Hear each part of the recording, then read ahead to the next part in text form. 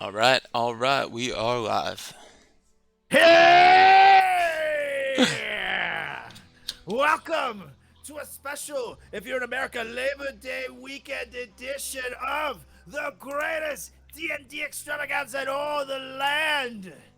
Welcome to Goblins Under the Stairs.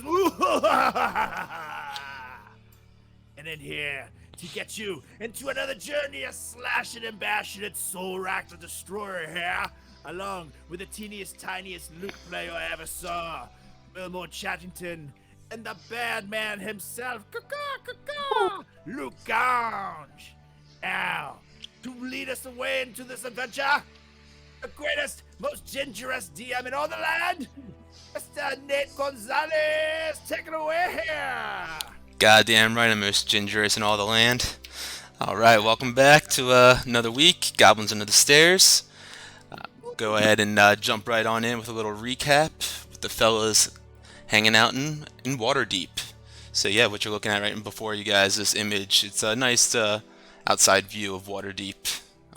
Partial of it, you can see the dock ward down there, the sea, and the vast city in front. But let's go ahead and do a little recap to remind ourselves of what happened last week. So you guys started off last week in the Carnith Roadhouse. Drell Thaleb, the half orc with one eye, came up and dropped off a mead to Wilmore Chattington, and Wilmore presented his Harper pin to him, and Drell gave him the old one-eyed wink slash blink, and Wilmore followed him to the bar, and Drell uncorked a bottle of fine elvish wine and poured the velvety red drink into a couple of cups and suggested that Wilmore should probably take a sip of it. And after a couple of minutes of speculation and talking to Drell about how he has intel at the Harpers, Wilmore decided to finally take a sip and instantly found himself teleported. Luganj and Solrak noticed Wilmore disappear instantly and kind of freaked out for a moment.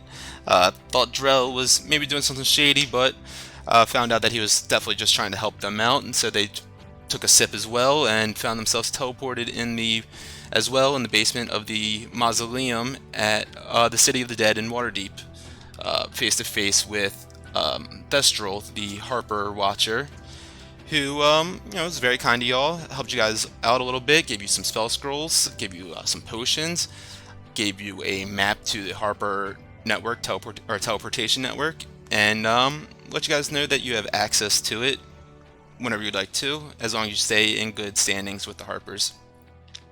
You guys started leaving, and just as you're about to make your way out of the mausoleum, heard some barking downstairs, and your good old boy Brutus made his way along back to Waterdeep with you guys as well.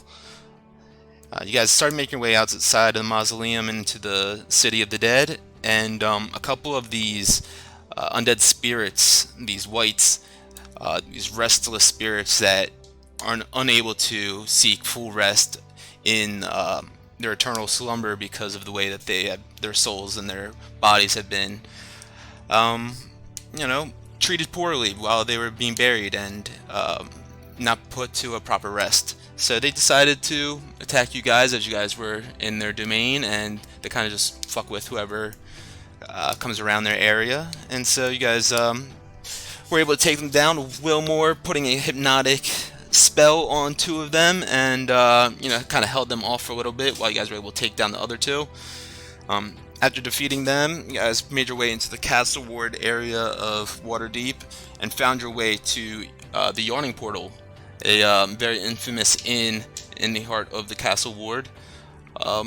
It's the inn with the big well. It's like a 40 to 50 foot diameter well in the center of it that descends down into the Undermountain. You guys met the bartender there, Durnan, who's also the proprietor. He's mentioned that he's gone down there and is one of the first ones to do so. One of the only ones in recent times to be able to go all the way down there and make it back alive as well. And Wilmore made his way over to a goblin playing some music in the corner and tried to oust him of his performance, as he knows he's a better performer than him, but guess stage fright got the best of him, and he wasn't able to do so. And just sat back down, but he did play a little trick on him, which was funny. Still a symbol, from across the room. Solrak noticed though that there was a robed figure next to him that looked very familiar. It looked like a man that they saw at the Carneth Roadhouse, and the Carneth Roadhouse being so far away, and the fact that they just traveled there so quickly through teleportation, this guy was sitting there with them, led him very suspicious.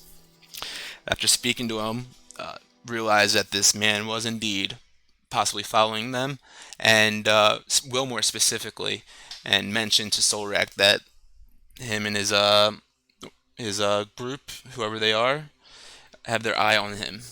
And you guys decided to follow this man out of the yawning portal and into the streets of the castle district. And after wandering the streets for a little while, you guys made your way into this alleyway where a man wearing a red robe, a bald man, tall, skinny, kind of tattooed figure, very mysterious, approached you all and asked Wilmore to hand over something that belonged to him.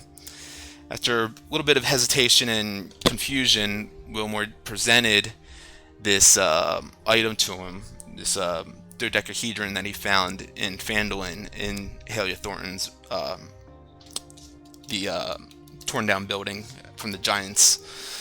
And so he handed it over to him. The man in the robe, he kind of put it in like a velvet cloth, and a black velvet cloth, and tucked it under his robe, and kind of said to Wilmore, hope that this will be the last that you guys ever have to meet, and turned around with his crew of thugs and walked away into the dark of night.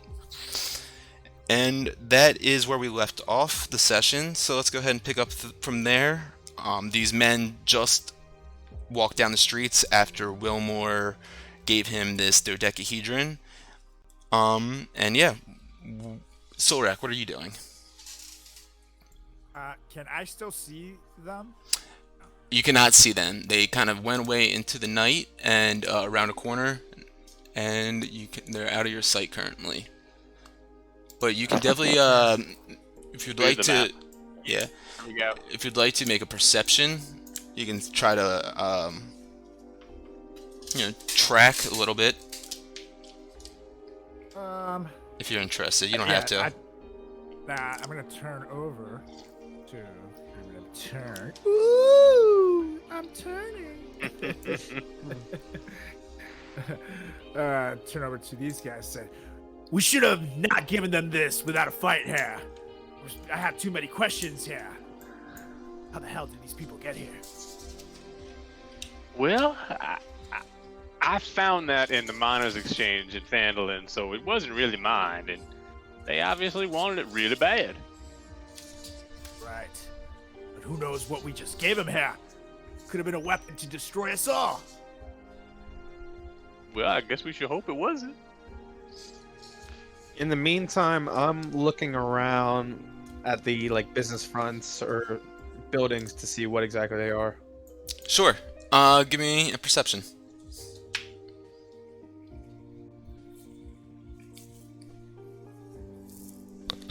$18. 18. Yeah. So what's around you right now looks like most of them are houses. There's a couple of shops around, but at this hour of night, the shops are closed up. Bars and taverns and inns, they're still lit, but not in this area of the castle ward. What time is it? At this time, it's between 8 and 9, I'd say. 8, 9, okay. Well, I mean, we do know that they were part of the Xantari, so we can probably figure out how to hunt them down. Do you guys want to give chase, or maybe save Daggerford? I don't know. I think we should follow them here. We should try to track them down, not confront them, and just see what it is they're doing with this thing. Yeah. That might answer questions. No, Certainly. Maybe it's something that could help in our quest for Daggerford as well. But I feel like we just shouldn't have given them that. They wanted it too badly here. Do we know which way they went? Why don't you all give me a I guess perception work. Survival is like following tracks, but yeah, I guess perception is probably better for this. 15. Damn, my survival. Deuces. 22. Deucey deuce. So yeah, when they left out of your sight, they turned around, like went towards this well here in the center, and then headed up northwards. Yes, they went that way. So they went north. Yeah. Kind of. I'm going to like fly in the air and move like this way to see if I can possibly get any aerial visual of where they could have went. Sure. Fly in the air and try to get a sight. You look over there. It's, like I said, it's nighttime right now, so you see a little bit of darkness. The streets aren't too lit in this area. And with that roll, unfortunately, yeah, you're not able to see kind of where they've snuck off to in the night. Especially with how many just buildings and alleyways and everything around here. Gotcha. So I'm gonna fly back down. Guys, yeah, I can't seem to find exactly where they went. I mean, do you think it's worth chasing after? I mean, considering all this time we've wasted conversing about it. Well, I guess not, but I mean, I think we have more important things to worry about. It is starting to get kind of late at night. Maybe we find some place to hunker down for the night. I like that idea. You can get a nice rest in, and then wake up and conquer the morning. Seize the day, if you will. Corporate demons. Carpe some diems. All right, where's the nearest bar? I guess we can go back into the yawning portal and get ourselves a nap. Is that an inn? Yeah, the yawning portal does have some sleeping, some quarters in there as well. So make your way back to the yawning portal. Yes. yeah. Okay, you guys wander back through the dark streets of the Castlewood district of Waterdeep. You guys start making your way through an area where it's a little bit more well lit. You see a little bit more life happening here. People still out drinking, just casual people out in the streets like a normal city. And you make your way back to the yawning portal.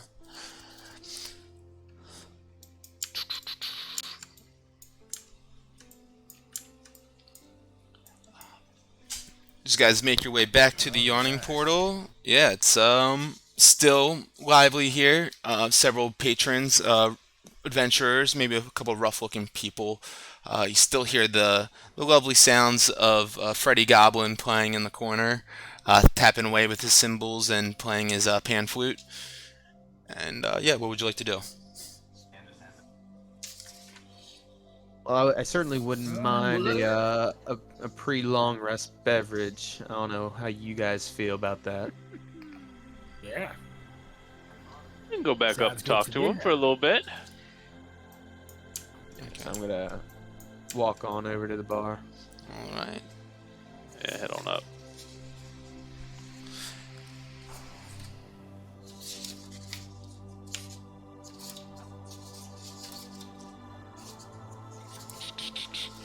Alright, you guys make your way up to the bar, and Dernan, the bartender proprietor there, a man with kind of like slicked back, greasy brown hair, handlebar mustache, approaches you guys, says, you're back for round 2 now.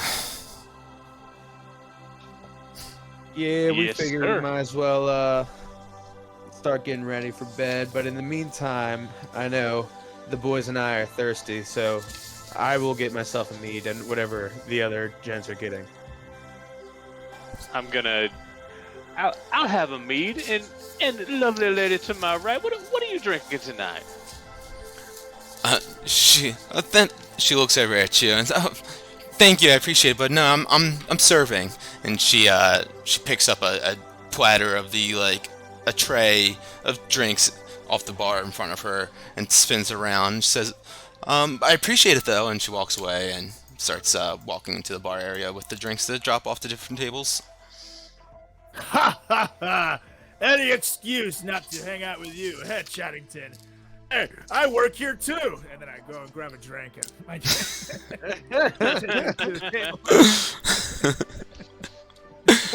I just sit on the bar stool and drink my mead.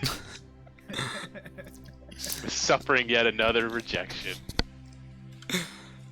Sit down. Hey, you're all right, little man.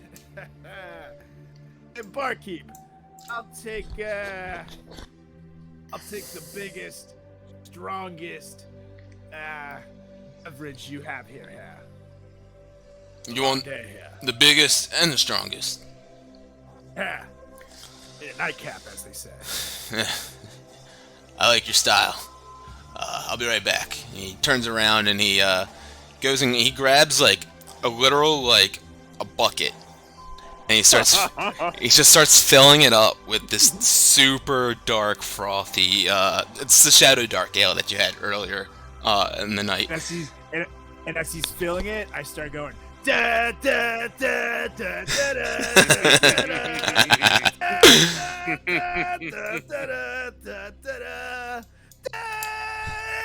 give me the bucket.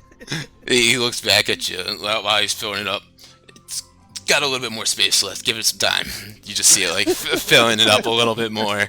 And then he grabs a bottle off the top of the shelf too, and he starts just pouring that into it and like holding it like a foot away from it, and then slowly pulling it away even higher. And you're seeing this kind of brownish liquid pour into the bucket, and he just slowly tops it off. The bottle empties, and he grabs it and he drops it off in front of you.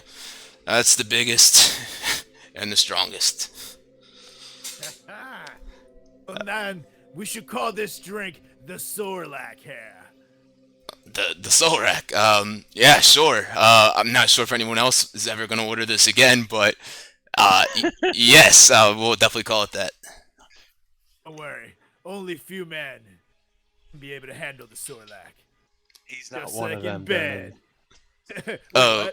What? So that's 5 gold pieces for that one. Jesus Christ. You are not a cheap date, I'll tell you. Alright. Well, Mr. Dern, you may want to get the mop and bucket for after he finishes that. What do I owe you, sir? Just the 5 total. And that'll cover everyone's. I got this one, yo. Alright.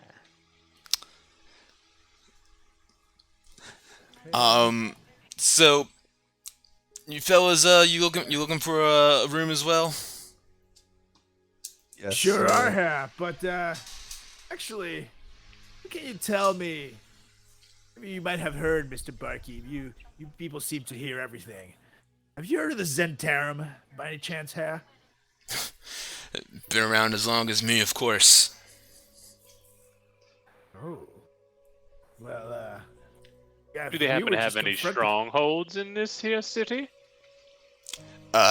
Not in the city. I'd say that the Lord's Alliance, and the city's guard, at least the watch, do a good job of making sure that they keep the out of the city streets and out of a regular hold, if you will. But they definitely have their ways. Yeah, I'd say so. So tell me, where would be the nearest Lord's Alliance stronghold in the city here? But not sure if you'll be able to find a hold. We definitely have, or the Lord's Alliance at least, they have members all around working with the watch here. So they're kind of intermingled. Actually, you know what? It points over to down at the bottom, like straight down, Yeah. south He's of the depicted bar. on the map. Yeah. Yeah. See him. Points down there. They actually, those are 2 Lord's Alliance members, some cloaks that are off duty right now. Ooh. Well, gents, I feel like perhaps we should talk to them about what we just saw. What do you think? Well, they look like someone good to share this bucket with than anyone. I don't know about that. And then I take a big swig out the bucket. All right, make a Constitution saving throw. You're gonna Oh, die. And this is how we never saw him again. Okay. Oh, Ooh, a 10. 10. Solrak takes a big. You guys see him like, all right, let's go talk down to those guys, and he grabs the bucket and takes a big sip. You see like the dark brown liquid just kind of like pouring out from the bucket, like down his chin and like down his chest a little bit. And he pulls it down. He makes like a weird face. He looks over at you guys. You guys think, oh shit, he's about to fucking blow chunks. And he just lets out this huge belch just right in Wilmore's face, and he's like, I feel better now.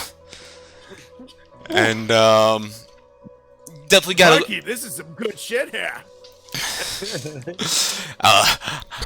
he looks down at the one busboy at the end of the bar. He's like, taking bets he won't make it past half of that. Yeah, keep on drinking, bud. I will.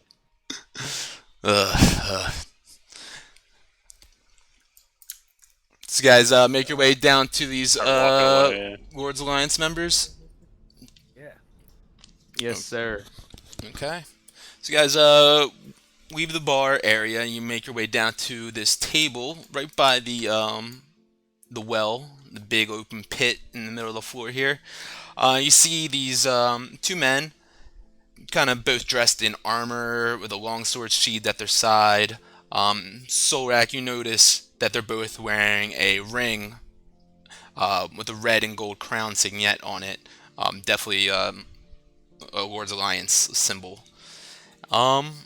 And yeah, they're sitting there eating some food and talking. And you approach them. Gentlemen.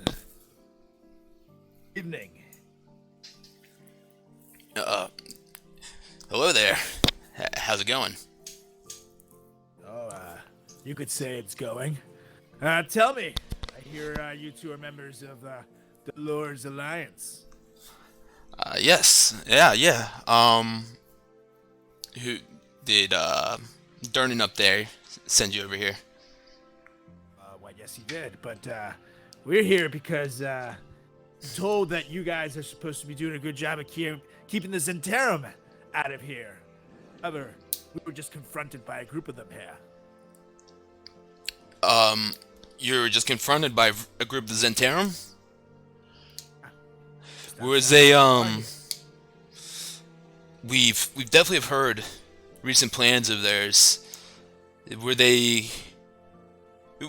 May I ask what exactly happened? Just give me your story.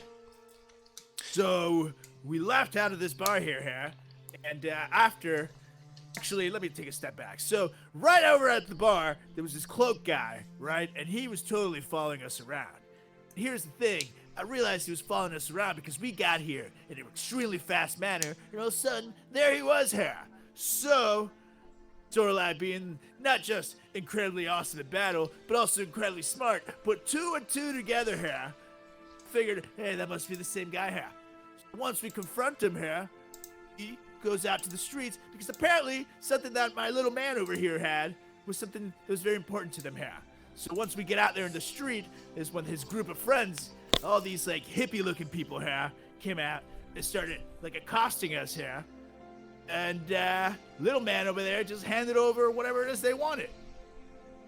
That's about it. You got anything to add here?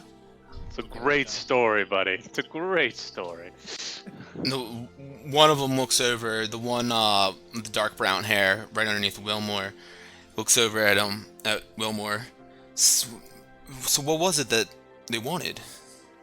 Well, you see, our good buddy Sildar up at up in Fandleton, you know, he sent me down here with a shield for the Lord's Alliance that we were going to kind of give back to you, and they stole it. They I stole. wouldn't say they stole it. Well, they kind of He handed it strong freely armed to it from us because there was about 6 of them, and we were walking down, and they jumped us. There was this big, bald man with a red cloak, and he threatened us. He said he was going to hurt us, and I don't want anyone hurt, especially my little bird friend. He's very weak. He said that there was bald man with the red cloak, and they both look at each other like kind of inquisitive. Yes, yes, he was very bald. I think his name is Narvi or Narvia or something, or he had some chronicles in Narnia or something, and he lived in a closet. He was He Aslan. was gay. Lived in a closet, you know. I think he was totally gay. That's what he meant. They both sit up and kind of lean forward a little bit more intently. So yeah, the Zents, they're courting a red wizard of Thay named Narvi.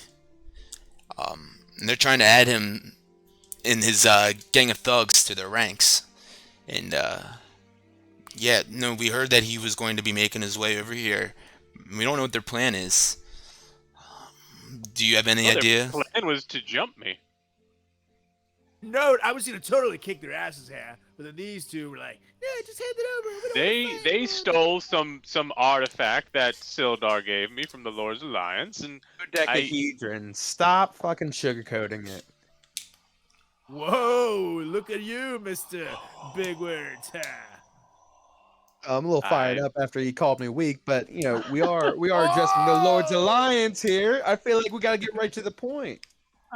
I don't know what that thing was, but they stole it. Oh, so hold on, it was a shield or a dodecahedron? It was a dodecahedron shield. And thing. I don't know. and Sildar gave you this? Yes. Go Yeah. Make a deception check.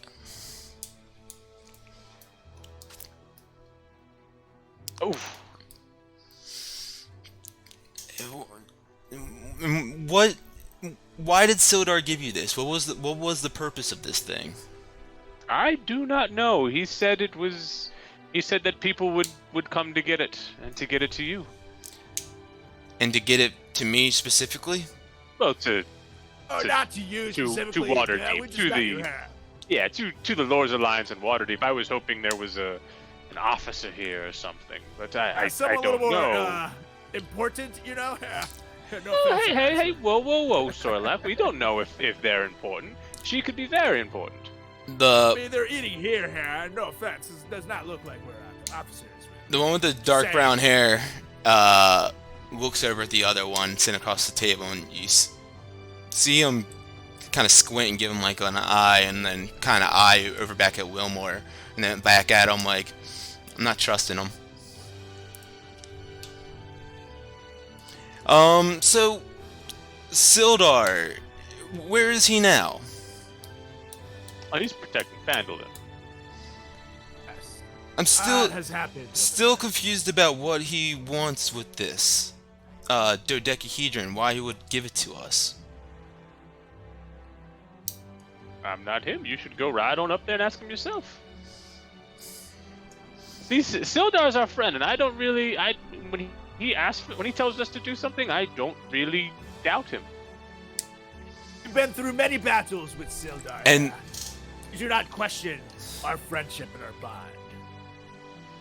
See, the thing is that we would know if Sildar had something of this possession that he wanted to give to us, and the fact that this red wizard took this from you, it gives me more suspicions. I feel like you're not giving me the full story. We had it. They took it. And he handed it away to him like a sissy. Besides- I'm not keeping anything from her. What exactly The thing is it? is- It seems like you Yes, know what it is. So what is it? exactly her. I literally have no idea what this thing is that you're talking about, which is why we don't think that you are being truthful with us about getting this from the Lord's Alliance. I'll be straight frank with you right now. Well, I'm being straight Sorlak right now, and I'm telling you that we did her. And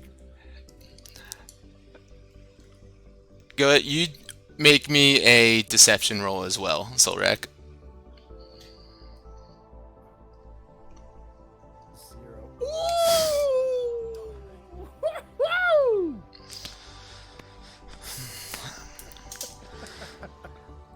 Alright, I don't know what it is. We would- I don't know what it is about this one, but he seems a little more trustworthy than this little guy over here.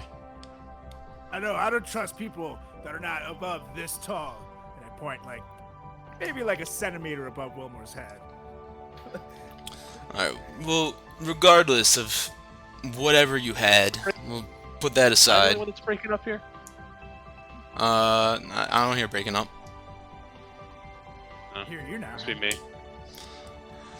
So it's, Remember my first internet?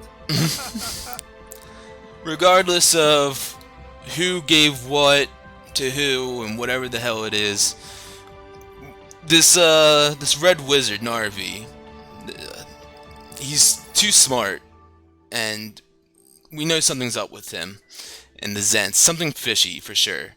And the other one looks over and says, "Yeah, it's probably all the time that they spend over at the dock ward." Yeah. It That here. could be what it is, but you know what I meant. Not that kind of fishy. But anyways, yeah, they do spend a lot of time down there. Spending time with, or why? Do you know why they're going down there?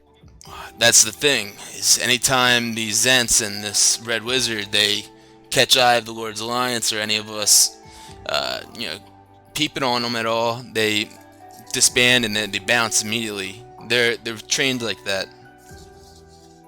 Ah. Well, if one of them is a wizard, you said, huh? So, might know if one of us had a talent of invisibility, you might say.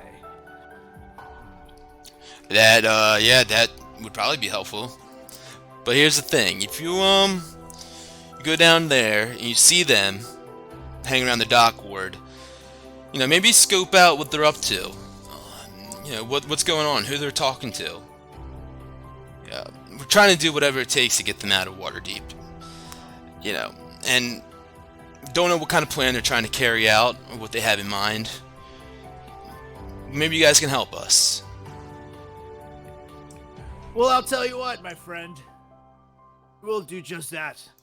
First, we need to take a rest, but we'll do it in the morning. However, I must tell you that if we do a favor for the Lord's Alliance, then the Lord's Alliance must do a favor for me here. You have a deal? Let me stick out my hand. We look over at each other, and the one guy says, "Meyer, what do you think?" He says, "Go for it, Oscar." And he shakes your hand and says, "All right, you got yourself a deal." Yeah, you bunch of wieners. I knew I liked you guys. Hey! I take a big gulp of my drink again. All right, make another Constitution saving throw. Every time. Go get drunk. You take a big sip of it in front of these guys, and they're watching you. And you put down the bucket, and you're about a quarter of the way down this bucket now.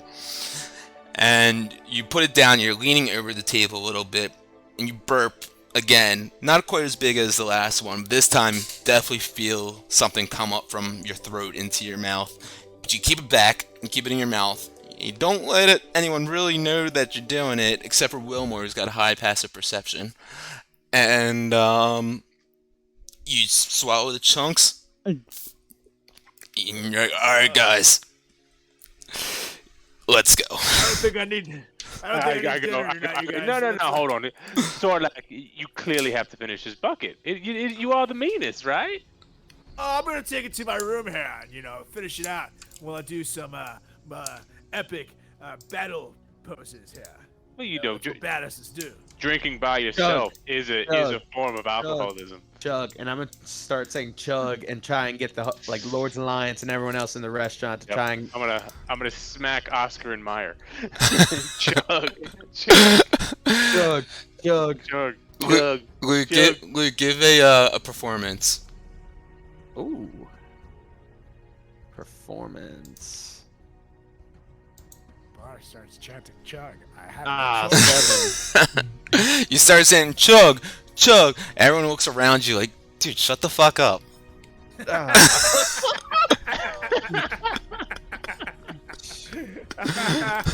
Wah, wah. Well, you guys are lame, so how about we touch base in the morning there? Oscar Mayer. Sounds good. Yeah, we'll probably be on watch in the morning, but if you guys come back here tomorrow night, we'll probably be sitting at the same spot.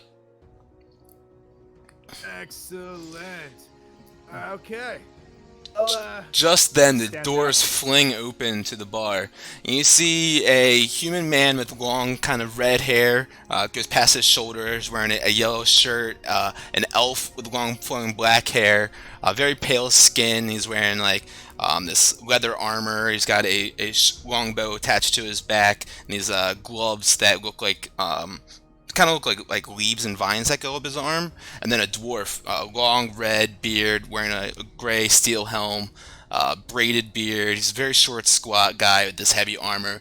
They're all making all kinds of noise, like hooting and hollering. They running on in, run up straight to the bar, run up to Dern and say, "Hey, we'd like to go to the Undermountain, please." And Dern's like, "All right, if yeah, you guys, that's one gold piece apiece. Take your trip on down there. Let me get you guys all situated." And you see him putting some mugs down at the bar, setting everything up. The three men walk on over to the center of the room, and they make their way over to like the plank, the cement plank that's sitting over the well, and they're all like, "All right, let's go. We're gonna get this treasure. We're gonna get it."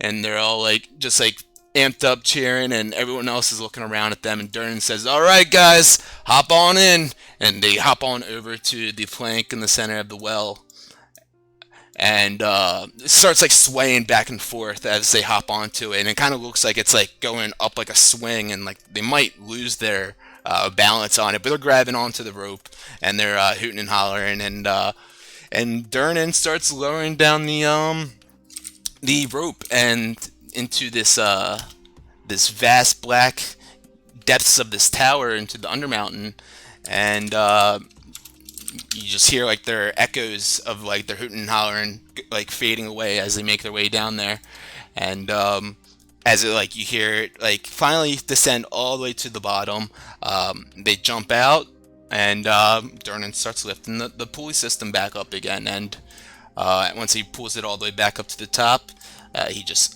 makes his way back over to the bar, and it's like nothing just happened, and all the patrons continue on with their drinking and everything, and yeah, it's just like an everyday occurrence. What the hell was that? Yeah. That's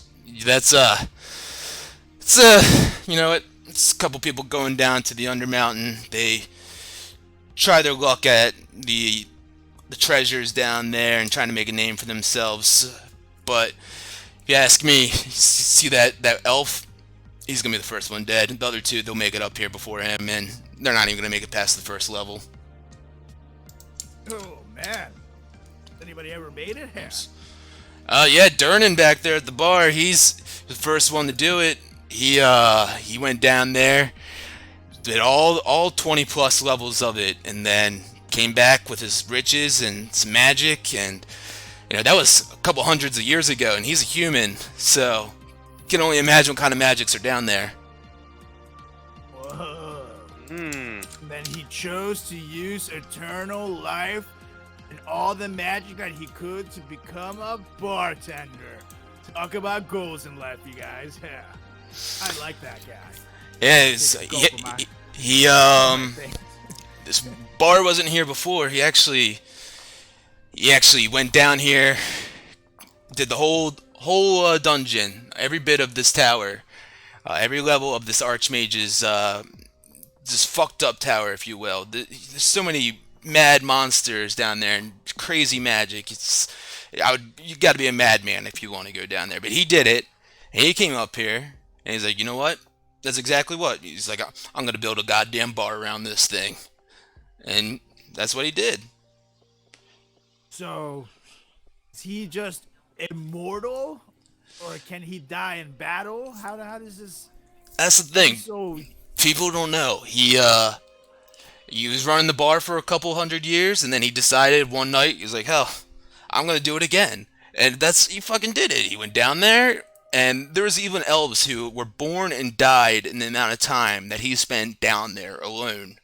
Alright? Just to give you the scale. And he came back up, hopped right behind the bar, poured himself a drink like he never fucking left. Did he pour himself a Sorlac? Or just a regular? Yeah. Uh, I take a gulp of. I raise my drink and then I take a gulp of it. Yes. make another Constitution saving throw. And I slap him right on the back as he does that. Disadvantage on that check? Yeah, that disadvantage. Yep. I was gonna do something with dexterity, but that works too. Yeah. Go roll it again, Solrak. Okay. Look, your con is 5 though. Ooh. Yeah, buddy. Yeah. You start gulping it down, and Wilmore slaps you on the back, and you you spit back into it, but you just keep on gulping that down. And the more you drink, the smoother it gets. But you are visually drunk right now, and you have disadvantage on any other saving throws that you have for the rest of the night. So you tell me this guy, right? Yeah. He just came in, went down to this hole here, and then killed a bunch of stuff here. And then came back out of the hole here. Then he just grabbed himself a Sorlac here, and then he just could like live forever here. There's got to be some kind of crazy magic down there, you know? I'm gonna start kind of pacing the place, looking for a Harper's pin or a halfling. Sure. Go ahead and perception.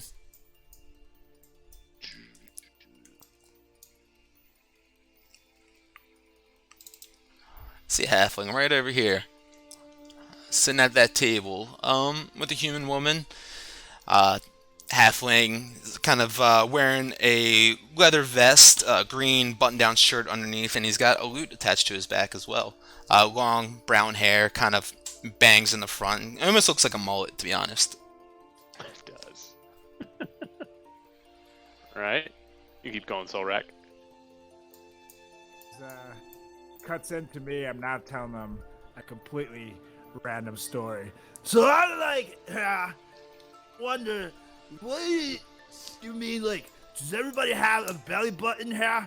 Is it innies and outies here? Like, Bert, do you have a belly button here? I never really looked. Really looked here. I mean, I got told how the. I got feathers, man. Oh, these are the kind of things that you don't think about every day here. I spill some of my drink as I like swirl it wildly. Lugans, So what are you doing in funny, this folks. moment? Oh, I'm just sitting with Lord's Alliance and Solrak, just listening to Solrak be a fool of himself, enjoying the moment. Nothing in particular you want to do? It's fine if not. Nah. Solrak, you were about to say? So, Oscar, Meyer, yeah. You guys ever been in love here? I put my arm around them both. You know what? We were kind of having a discussion here before you came over. If you don't mind, we'd like to No! get back to Oh, that. You know, just because I'm Sorlac the Destroyer here, and I'm, known for being the master of slashing and bashing here, doesn't mean that I don't have feelings here. I'm gonna start dragging him like towards wherever the rooms are. And I'm like, come on, buddy, it's time to go to bed. And I'm just like try and pull him. I feel like we just got somewhere good here, huh? And I want to know, Oscar and Meyer, they like ice cream here. Come on, guys, don't be a bunch of wieners here. Ice cream? You, is that a drink? Oh, No, it's this thing where you grab an icicle and then you stab someone through the brain hair and all the brain cream comes out here. It's pretty badass to do here. And they Solrak, scream let's like, go. "Ah!" You know, And I'm gonna so keep it's trying to pull it's him. Double entendre, and then I start like sleeping. Oh. They look over at each other I'm like, unconscious. should we have told him this stuff about the Zentarum? It's fine. It's fine. He's not usually like this, and I'm gonna proceed to like try and throw him over my shoulder and like carry him to his room. Yeah, make a strength check. I'm gonna fall on the ground. Just because he's drunk, you would be able to normally just pick him up. 19. Yeah, you pick him up, throw him over your shoulder, one-handed too, and all right, Solrak, let's go. I like potatoes. So these are the stairs right here, Luke, to go upstairs, but not a big deal. It doesn't really matter. Okay. Yeah. All right, Wilmore, what are you doing? Hey there, buddy. Fancy seeing another halfling here. How are you today? Well, I'm doing all right. It's no, that's a hell of an instrument you got there. Oh, why, yes, it is. Let's just say it burps lightning and farts thunder, if you will. I like you. What's your name? Ha, my name is Wilmore Chattington. What is your name, my friend? They call me Tyson. Tyson. Which first name Mike, perhaps? How'd you know? No, it's Oh. not. It's Well, what brings you around these parts? oh, I've been around Waterdeep for a little while now. We moved here from Thornhold, and it's been treating us so well. There's so many bars for us to play some music at, and it's been lovely. Thornhold. I hear that is a beautiful place. Beautiful, beautiful place. So, quick question for you, my friend. You wouldn't have happened to have seen any Zenthari around here, have you? Those Lord Alliance heads over there giving me quite trouble trying to get some information. It's hard to say. It's usually you don't see the Zentarum, they see you. They're pretty sneaky, and I think Waterdeep does a pretty good job of keeping them out of the streets. That's true. That's true. That's true. Do you know if there's any other halflings around here, or is it just you? We're actually going to be making our way over to the docks, and I was just wondering, if there was any hip spots over there. The docks. Well, first, no. I mean, there's plenty of halflings around here in general, but is there anything in particular that maybe you're looking for? Maybe if there's any other ale houses over there, or anywhere where maybe I could try to put on a show, if you will. Oh, sure, yeah. Down by the docks, there's definitely a few bars over there. There's the Mule Skull Inn. That's it's the docks is a rough area, if I can say so. Don't really want to hang around too many of the bars there, I don't think. At least not alone. I don't go down there. The docks, yeah, it's a rough area. Okay. Well, that's fair. That's fair enough. Well, I'll let you two. Oh, and how are you, miss? I'm fine. I'm just enjoying the sounds of Freddy Goblin over here. Freddy is an interesting goblin. He is. Oh, he is. He's. They say he's like the Robert Dylan of our day. That is a statement. That is a statement. Solrak in the distance. Hey, I'm gonna after I tuck Solrak in, I'm gonna come back downstairs and sit at the bar. Perfect. Wilmore, anything else? Nope. I'm gonna let you two enjoy the rest of the evening. Have a great day. Hey, it was nice meeting you, Wilmore. Hopefully, I see you around. It was my pleasure, Mike, Mr. Tyson. We'll chat later. I'm sure of it. Alright, take care. Alright, Lugans, you make your way back downstairs after taking Solrak up to his sleeping quarters. Making your way back down to the bar area. I guess you're gonna seat yourself at the bar? Yes. Go ahead and do so if you'd wish. Ugh. There we go. You're able to put him to sleep? How much did he finish? I mean, he got a pretty decent amount of that done. I was actually rather impressed. And boy, after a beverage like that, the man sure does smell. I'd be damned, man. That was... I'm gonna tell you, that's definitely the strongest drink I've ever made, and he's gonna sleep like a baby tonight, I'll tell you that much. You can sure put him down. Apologies for his behavior. Nah, all good. While I'm here, I'll take another mead. Yeah, sure thing. Goes ahead and turns around, pours you a mead in a wooden mug, and he drops it in front of you. Just a silver piece for that one. I'll give you 1 gold piece for the since the last one was on you. I appreciate that. Yes, sir. Hey, while I'm here, you wouldn't happen to know a gentleman by the name of Harthos, would you? You talking about good old Zymorvin? That's the guy.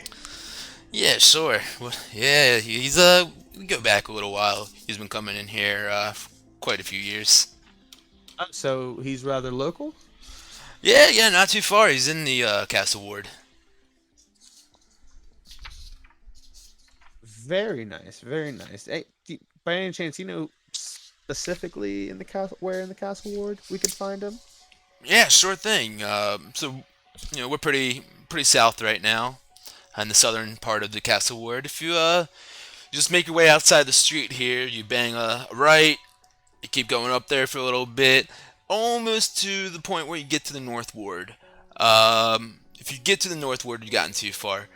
You'll see a nice stone structure, high-pitched roof, stone walls. Yeah, it's got a couple of statues out front of it, a couple of knightly-looking men. That's it. That's Zymorvin Hall. You don't have to remember all that.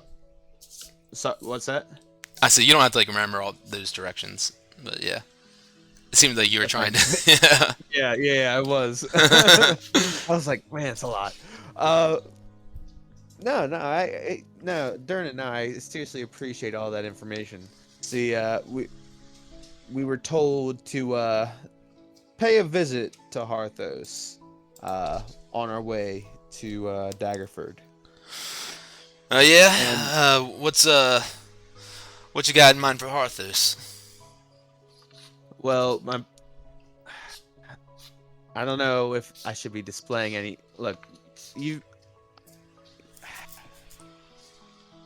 hear a couple screams coming from the well. Ah, no! Well, that didn't last too long. Yeah, it was anyway, honestly a little bit longer than they usually do, but they still got 2 out of 3.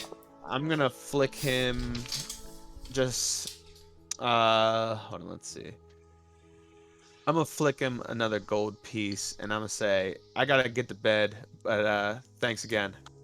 Yeah, catches it and kind of fumbles it for a second, then holds it and looks at. Yeah, anytime. Go ahead and you can take the first room on the left. Appreciate it.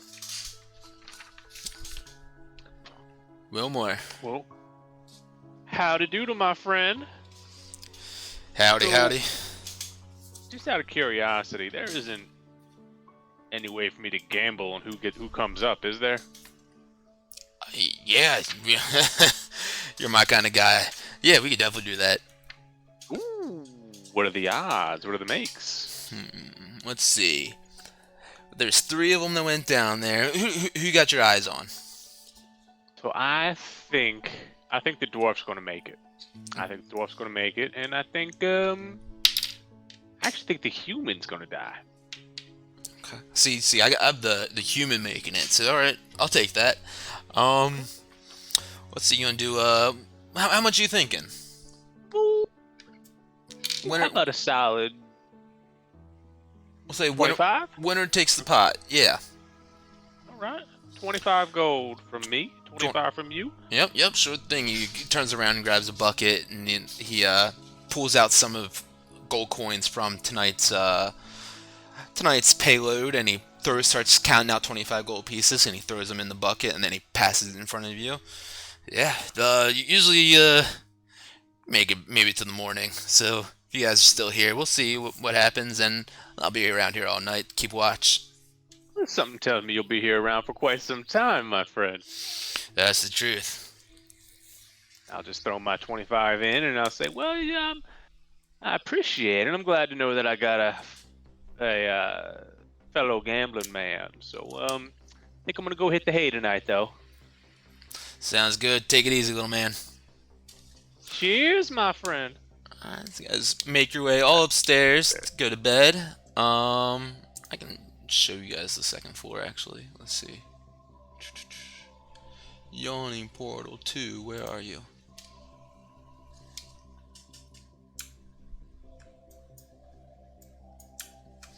Up here, there are a couple other people watching from up here, and sitting and drinking and kind of conversing. It's definitely less populated up here, and it seems like maybe this crowd of people, they have to pay their way to sit up here, to literally, it's kind of literal and figurative. They pay their way to sit up there so they can literally look down at the people below them, you know, just so they kind of flaunt their noble wealth and how well off they are in their ranks. And yeah, so you guys make your way to bed, or is there anything else that you wanted to do? I think it's bedtime. Cool. Noble's up here, though. I'm sleeping like a baby. Yeah, you are.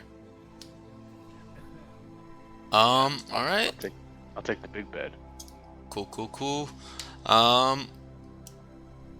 You guys make your way to bed, and you get nice sleep. Luganj, you have a couple of dreams in the middle of the night. You keep on having these flashbacks of your time in the caves with the aboleth, and vision that, like, another ending that could have possibly happened with that, as if you could have done more, you should have done more, but you feel content still in what you've accomplished and what you've done, but you still have these haunting visions and nightmares of this this unearthly, ungodly beast, this aberration that just it was taken over Lylon and taken over your brain, and is now as a part of you. But like I said, you're making peace with that, and you're okay with the way things went, but it doesn't stop these visions from still happening. And your sleep is uninterrupted, and you guys get a nice long rest. Hey! Solrak, you wake up though, parched, dehydrated, very upset stomach. Yeah, you're not feeling it, man. You got the hangover like a motherfucker. And first 2 hours of this morning, you're still gonna have disadvantage on your saving throws.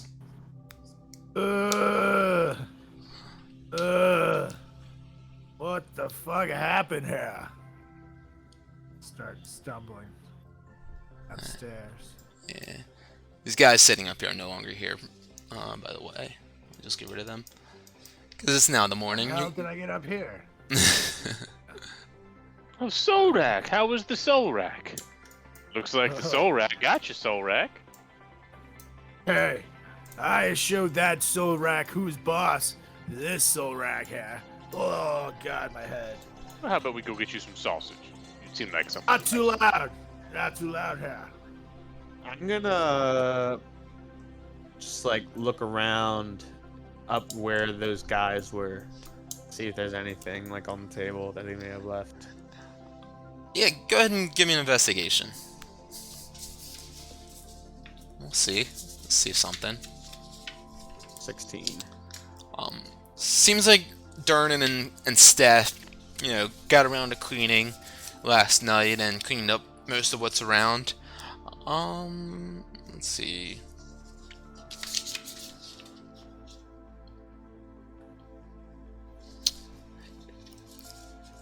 And no, nothing left behind. Sorry, bud. Alright, well, guess I should join the other two. I'm gonna just head on down. Alright, guys, make your way back down. Got a lively crew already here in the morning, setting up, getting their morning drinks. It's a long weekend here in Waterdeep. Everyone has off work on Monday, so they're taking some drinks and celebrating, and you know, having a couple of beverages. There's one particular looks like it's going around. It's kind of it looks like a drink of crushed oranges with some sort of alcoholic beverage added to it. Looks pretty tasty. And Oh, boy, Oscar and Meyer are not there, right? No, yeah, they're not there. Belated. Well, gents, what's on the docket for? And I look at Solrak and I say very loudly, today. Ah! Son of a bitch. Well, That one here. We need some food here. I need to feel better. And then, I mean, we can either investigate the dock now, see if we can report something back to Wienermobiles later.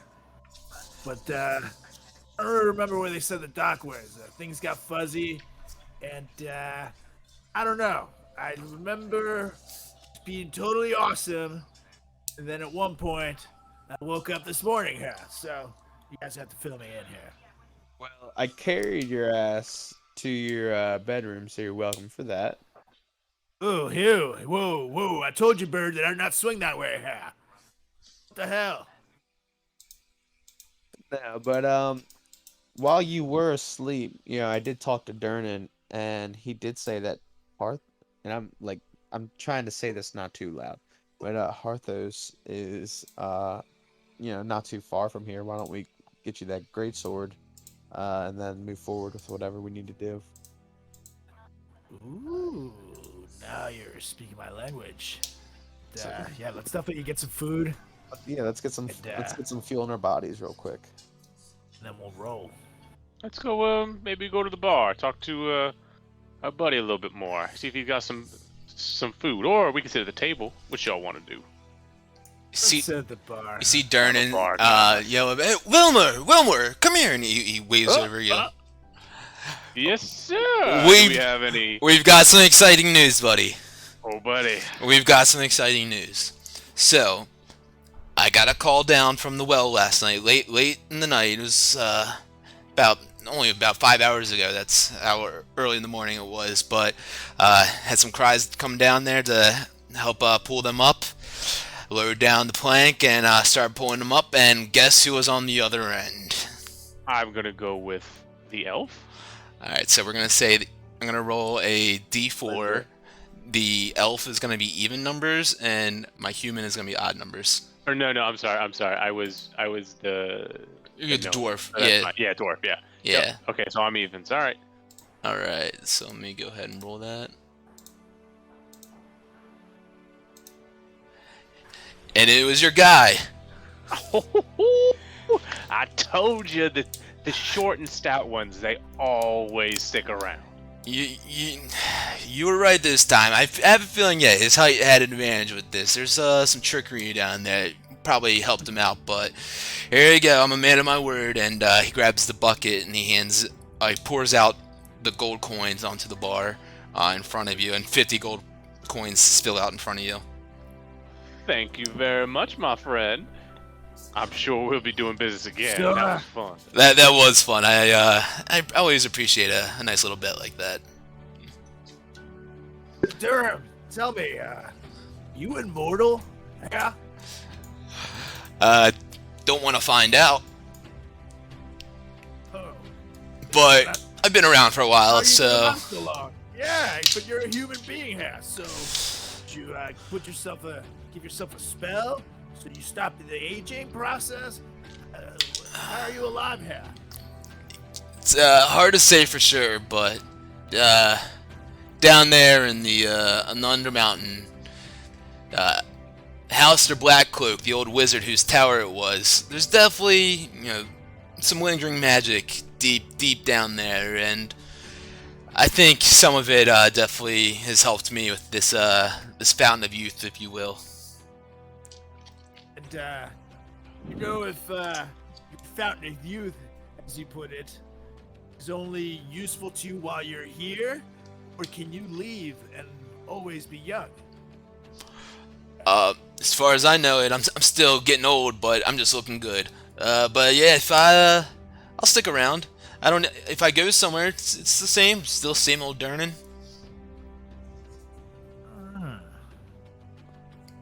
When you say you're the only ones who's ever successfully done this, huh? One of very few to descent all the way throughout the Mad Wizard, the Mad Mage's temple, dungeon, if you will. But yeah, it's quite the fucking journey. Tell me, what do you so special? And I don't mean that as a means of disrespect here, but it seems that it's something many have tried.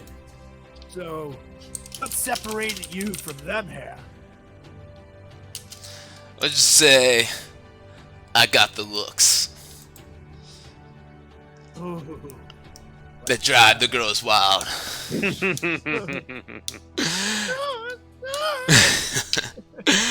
Ma'am, I just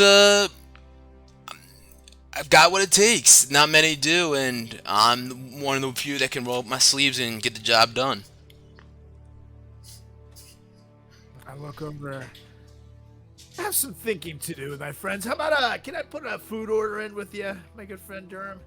Yeah, of course. You want the Quipper and chips? Ooh, that sounds fantastic. And I make it two. I'm starving, and Eddie does not feel great today. Here, You look like you could use some fried food. Lots of it.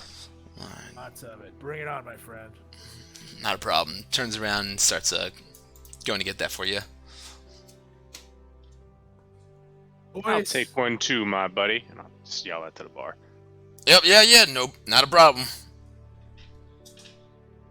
What else you Bird's got? right? Well known for the Quipper and chips. Get it down fresh from the dock ward. That fresh Quipper, it's nice flaky texture, nice white fish. But we got some sausage here too. We got a couple of egg dishes. We can do an egg with a owlbear steak if you'd like. It's a little gamey for me, but people seem to like it. Take that. Yeah, sure. Gonna eat egg? Isn't that never mind. I'll allow it. And I start giggling. Alright, all together for everything, it's just 2 gold pieces. Well, Wilmore is a big money winner here, so It's on how me, about you get boys. this one? I'll take it. Alright, he goes and starts going fetch your meal, getting everything prepared. And in this moment, is there anything that you guys are discussing or doing? Turn over to the guys and I said, "Boys, what if we down there?" Well, all I'm saying is, if we do that, a greatsword would not be a bad idea to have. It's true. I can say we could get the greatsword, then take on this challenge. Guys, what also the great sword was a giant slaying great sword, so it's like proficient Oh, so against it's that. giants specifically. Yeah, so it's useless here. Okay, cool. So we need to get that to the giant. So. Okay. I mean, I feel like, guys, if we do this, whatever magic is down there could only help us in the future.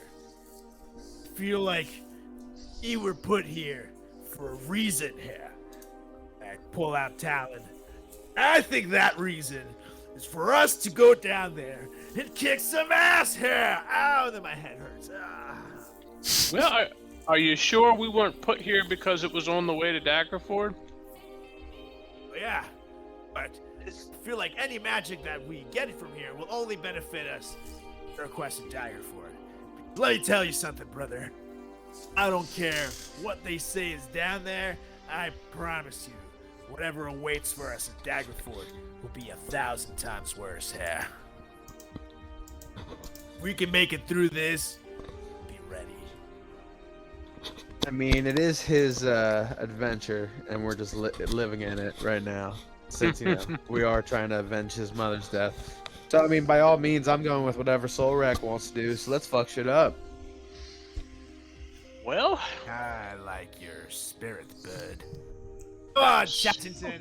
What do you say, little man? And I tussle his hair. Come on, buddy. I say you'll be the first to die, but I'll go. Good thing I can fly. Hey, let's do it here. You really want to do this?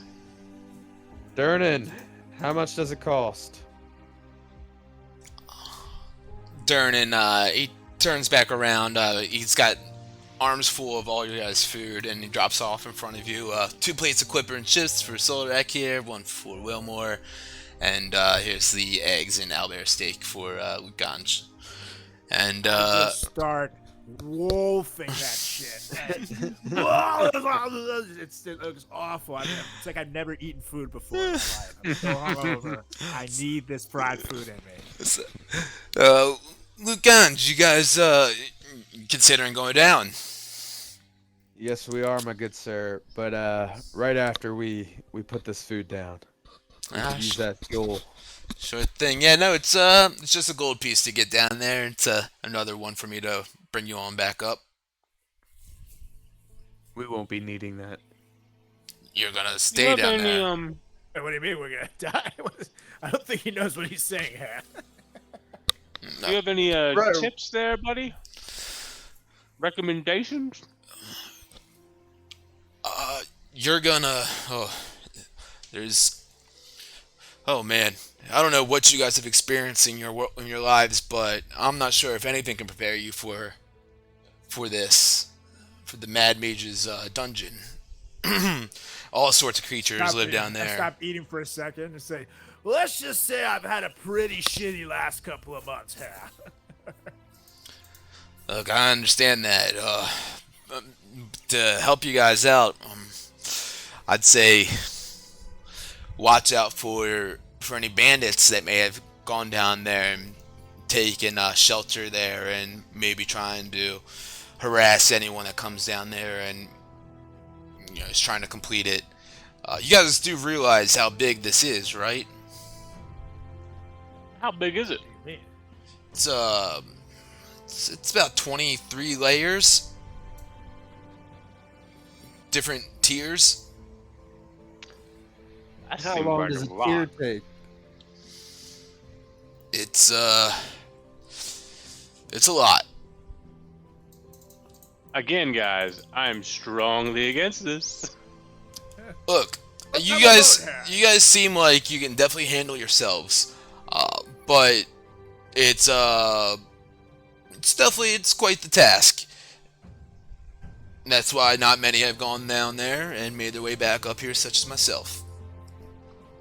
And look, guys, I'm not underestimating Durnan's strength by any means, but there's 3 studly dudes and Brutus. Brutus. Yeah, I feel like we And could get Brutus. through these much faster. No offense, dude.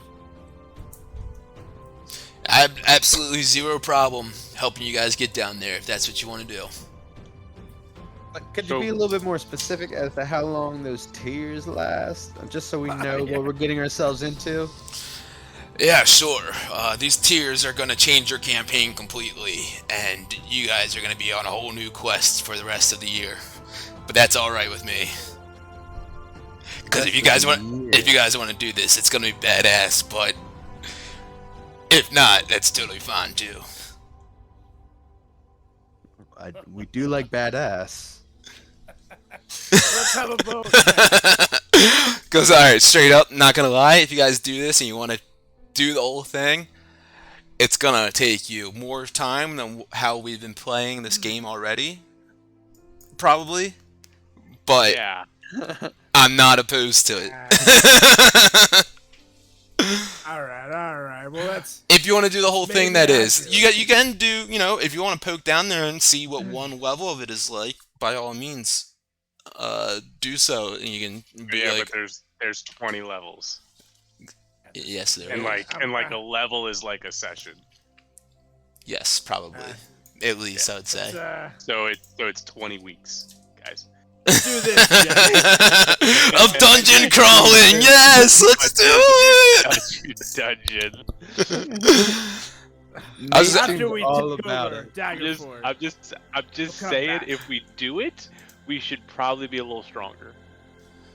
I will come back. Look, We'll guys. come back afterward. I'll say, Take over Daggerford. sounds like, yeah, you guys are on a quest, and the yawning portal isn't going anywhere. If you guys maybe ever get to the end of your quest and you want to keep on rocking in the free world, Undermountain isn't much of a free world, but you can keep on rocking down there if you want. I'll tell you what, Durham. We're gonna fight. Alright. Party. We'll be back here. I like your style. Yeah.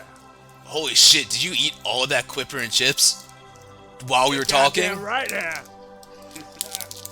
I was hungry. That was good. I mean, it is good, but goddamn. Alrighty. What are you gonna say? The Sorlac does what a Sorlac does. Awesome.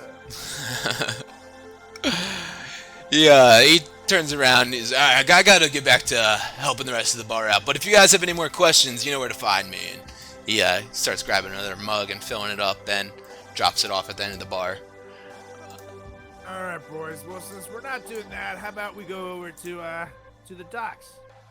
Well, I was thinking maybe it's daytime, so maybe we see Horathos first.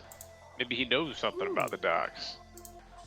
That's Or maybe good. he I'm wants with us you. to do something in the docks. I hear it's shady. Seems like a shady guy. Yeah, that's not a bad idea. 2 birds, 1 stone. Or, you know, Well, 20 levels of there were Underdeep, two 1 birds. session. Let's do it. So, you guys don't want to go down? We'll hold Nah, off not for this now. time. Alright. But we'll take you back up on that. Sounds good. So, you guys heading to Zymorven Hall? Yeah, Yeah. so we're gonna bang a right and go towards the North Ward. Yeah, Luke, go ahead and give me a survival roll. Survival. Oh, nat 20. You remember those Yeah, directions, survive. like he just told them to you, like someone's speaking it to you as you guys are walking. And, yeah, without any problem. Sorry, I'm eating an airhead. God damn. I shouldn't have started chewing that.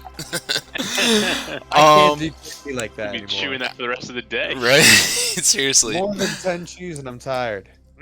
So you head out of the yawning portal into the streets of Waterdeep, and it's a bright sunny day. It's about 11 in the morning at this time, and yeah, you're making your way through the castle ward, up to where your directions. You remember the directions leading you to, and you're making your way through this area, and you come across a marketplace that's happening as you guys are making your way through. It's a very lively market. As you guys are approaching, you see a statue of a beholder, like a water fountain, sitting there, and you see the name Xanather in front of it engraved. And you just hear a lively crowd of people, all sorts of commotion going on. You see people selling wares. It looks like maybe there's like fruits and vegetables, some leather-worked stuff, some armor, some it looks like there's a bestiary, a man selling some animals and of sorts, and even here see a man. Looks like he's doing skin art.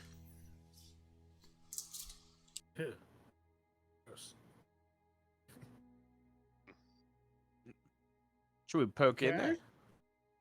Let's do it. Do we Absolutely. know what this? See, we figure out a plan. Wait. Do we know like where we're going? Yeah, exactly. Yeah. That's Can we what I'm gonna see say. Let's his house from figure out a here? plan on how to find this man. Luke knows ask around. if you keep on going north pretty much and hook a left, you'll pretty much get there. Yeah, so just keep on keeping on. So we gotta go through the market. Yeah, if you guys can stop at the market if you please. Or if you want to keep on just going to get to Zymorban Hall, that's fine as well. Let me check how I'm doing on healing potions, because perhaps You should have 3, I think, right? Yeah, I have 3. Yeah, I still have. Yeah, Alright, we so, should all yeah. have 3. Don't really need anything, but let's walk through it, see if anything's cool. On our way. La la la la la. Gonna look Wrong through with for browsing. basic magic items, see if there's anything like that, or So as you walk through this way, you come up to a half orc. First man standing there, he's got a stand set up with a sort of different colored inks laid out, and you see he's got a certain tool as well. It's has like a needle on it that it looks like he uses to jab into your skin to create a tattoo.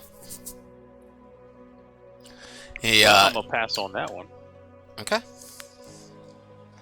He looks at Solrak. Hey, you look like you like a nice tattoo there. And then I open my shirt and I just reveal like a giant scar across my chest from like a sword slash. It's like, these are my tattoos, buddy. Here. Oh, And keep walking. oh, quite the badass, I see. You have a good day. Alright, yeah, you see a man with an anvil and like a flame hot furnace, like a stationary blacksmith setup out here. He's banging away at this red hot flaming sword with a hammer and just kind of shaping it right there. You guys walk by and see him doing that. Alright. See another stand next to him, a man kind of slick back brown hair and a mustache with a goatee. Is wearing a white apron with blood stains all down the front of it, and you see a sort of different kinds of meats hanging on hooks behind him, like full body carcasses. Hey, my friend, how much is a pound there of this carcass here? And I point to whatever's nearest to me. Beef? What is that? That right there, that's Manticore. Ooh, you like that, buddy? And I look over at Brutus, see if he wants to eat it. So you actually use your speak with animals to him as you say that, and he looks at you, ruff, ruff, and he's like his tongue sticking out and shaking his head up and down. Haha, in that case, my friend, give me 2 pounds of this meat. The Manticore, that'll be that's just 2 pounds. We can do a gold piece for that. Excellent, and I'll do that, and then I'll just literally throw both pounds on the ground for giant Brutus to just crush. Brutus, he starts going to town on that, ripping it apart, just like eating all of it. It's covered in dirt, like the bottom part of it, but it doesn't seem to stop him. He's just ripping it up, and you definitely want some brownie points with him right there. I'm gonna talk to the blacksmith. All right, you approach the blacksmith. He's banging away.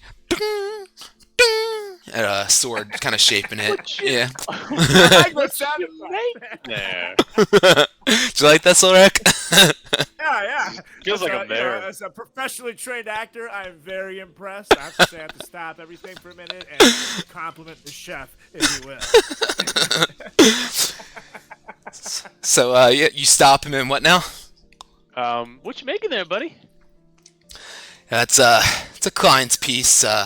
Brought in this short sword and he wanted me to add this stone to it. So, doing that for him. He lifts it up and you see this red garnet stone being worked into the side of it. That's lovely. I was wondering, do you have anything made already? Not for a client? Oh yeah. Absolutely. What would you have in mind? Well, let's see here. Do you maybe have any breastplates or rings or what exactly do you have? Yeah, I got a nice selection of breastplates right here, if that's what you're looking for. I don't have any rings, I'm sorry. There is a jeweler across the way. Nice dwarf fellow. But yeah, this breastplate right here, um, nice medium one. It looks like it'll fit you. It's 300 gold pieces for that. Just for a regular breastplate. Okay, well, maybe not. Maybe not. Now, you did say you can work gems into breastplates? Yeah, if you give me some time and some gold, I can work anything.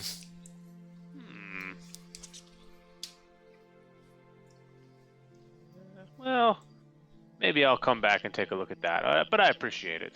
Anytime. He starts ding, chipping away, going back to work. I'm gonna continue to move forward and just check out the different business fronts. Sure. As you make your way over to this like building right there, Luke, you hear like the sound of like growling and all sorts of like animals moving about and just different like beast noises. And you see a man in there. Actually, I'm sorry, a half elf rather, standing in there, and he's got sort of different kind of caged beast in there, and he looks up at you and says, "Hey, welcome. You interested in any of my selections?" Not really, but you know, I'm a little curious now. Actually, what do you got? Alright, come on in. And he opens up like the little like counter and shuffles you in, and you see inside a caged dire wolf, like in a cage, just like sitting there. He's like kind of circling around inside of like a little pool with a 5 foot tall wall. You see a crocodile in there. You see in another cage, a little bit smaller of a one than the dire wolf was in. You see a giant badger, just like this like big like oversized badger. It's got a couple of other like smaller displays set up. One of them has a few different giant centipedes in it, kind of all like crawling around each other and like on top of each other and like up the tank. See a giant lizard, like kind of almost like a monitor lizard, like around as well. And there's a scorpion that he's got actually crawling up his arm and on his shoulder. Just gonna like, thanks, but no thanks. I should get back with my friends, and I'm just gonna like back up a little bit. Oh, is there nothing you didn't see anything that you like?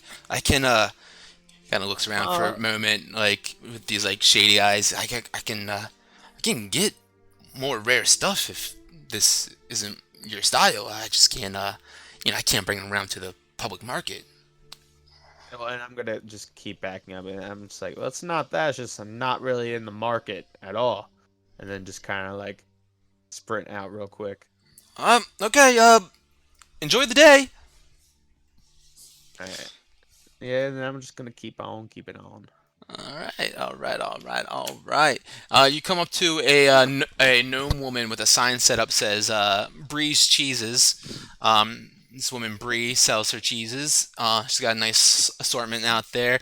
It's a warmer day, so you get like kind of as you walk over to the area, a little bit of putrid smell coming up from them. You can almost see like a little bit of a steam rising from some of them. But she has like a wooden This spoon. lady's icon is terrifying.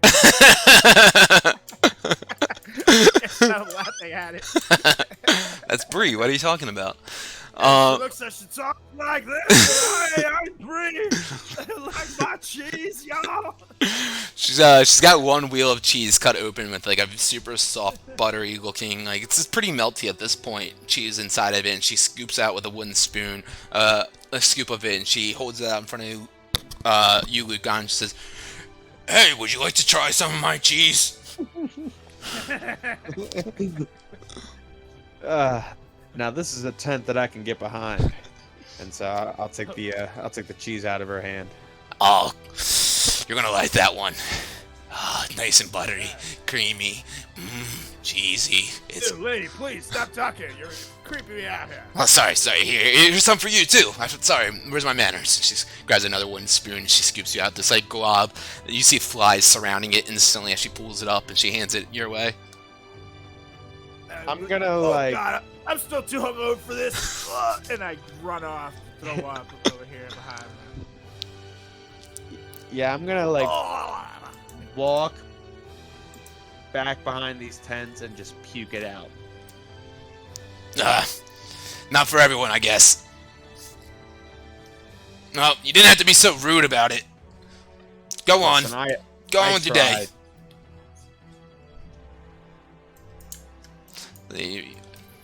Keep on making your way around the market, I'm assuming? Yep. Alright. So you make your way over to, you keep, arching your way around. You make it up to this gnome over here. He's got all sorts of jewels and precious gems and looks like maybe some jewelry as well.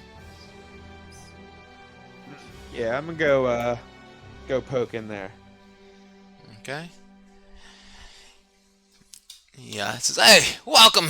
I'm Ruby Eye. Welcome to Ruby Eye's Gems. Can I help you with anything? Hey, Ruby, eh? Nah, just checking out to see what everyone's got. What kind of I see you've got like gems and jewelry. Just wanted to see what you might have. Not necessarily in the market for anything, but just browsing, if you will. We got all sorts of gems here and shiny things. He points out like this glass case that he has on the table with all sorts of different gemstones in it. All sorts of different colors laid out in front of you. You see red ones, you see green ones, yellow ones, all sorts of different sizes and shapes and cuts. You see a different assortment of rings and jewelry as well. I mean, if there's anything that sticks out to you, feel free to point it out. Let me know. Thank you, will do. You said you had some earrings? Yeah. You fancy an earring? It's what some of the air cockers are doing these days. I guess it's the new hip thing. What they call the cock ring?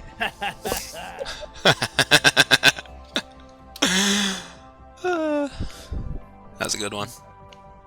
Hey. But yeah, what kind of like, I don't know, you got any what kind of earrings you have? We got a few different ones here. He pulls out a couple of different sets. He's got one. It's like a studded earring. It just has a nice fat red stone in it. These ones, they look nice with your beady. I'm sorry, with your bird eyes, and kind of holds them up side by side. I'll take my business somewhere else. What? No.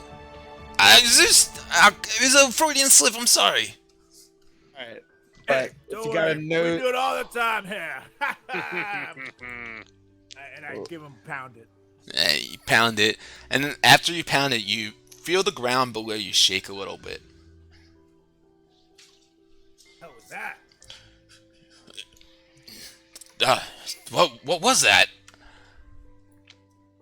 And again, the ground shakes around, and you guys see the stones on the table shake and tremble a little bit, and the jewelry as well. And the tents start swaying back and forth. guys, I think we gotta get the hell out of here. You see the ground open up, just this pit, which the just giant teeth, sharp teeth sticking out of it, and an eye to the side, and you hear, "Precious stones! Gems! Shinies! Give me the shinies!" And this teeth, like gaping maw, like sticking out of the ground, just like a hole in the ground, just lifts up and starts like chomping away, trying to get the gems and the stones on the table. I'm gonna hold my light bringer up, and it's glowing, and I'm gonna try and defend these guys. Shinies! Give me the gems! Alright. Yeah, I pull out talent here. Alright, well, if you guys are going to go ahead and attack, we're going to add you to combat tracker, and we're going to roll initiative, and we're going to do it that way. Chicks.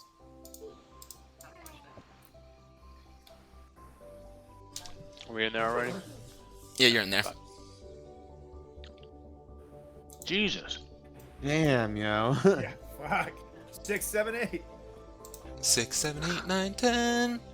So yeah, you guys see this like bizarre creature just emerge out of the ground. It looks like he's like trying to sniff out all these gemstones and precious metals like out of this tunnel that he's just like came out of the earth from. He's just crying out, "Shinies! I want shinies!" And you see his claws like scraping around out in the air trying to grab everything. It's his turn first. Everyone rolled correct? Yeah. Let's see. His claws like reach out of the ground and he goes and swipes up at Luganj with one of them. And it misses. He's a little bit out of his reach, and he's still like trying to tunnel his way out of it. And he's like, "Ah, shiny!" Wait. But I hit him, because he's within 5 feet of Luke. So with my Sentinel, I should be able to hit him, correct? Yeah, you can hit him once. Yeah, buddy. So I take a swing at him. He swings at Luke with my Talon hair. Yeah, well, that's a 12, maybe. 12 misses. But he missed both of his attacks on Luganj as well. And he's just reaching up and trying to grab the gems off the table after his arms is just flailing around. Brutus is up now. He's on the other side of the market. He's not sure what's going on. He doesn't actually even notice that that's happening. Solrak, you're up. So let me ask you, how tall is this thing? Right now, it's like in the earth still. It's like tunneled. It's just like tunneled out. You can pretty much see that its head has like stuck out of it. And it's got like 2 arms sticking out of it as well. Like its head being its like teeth essentially.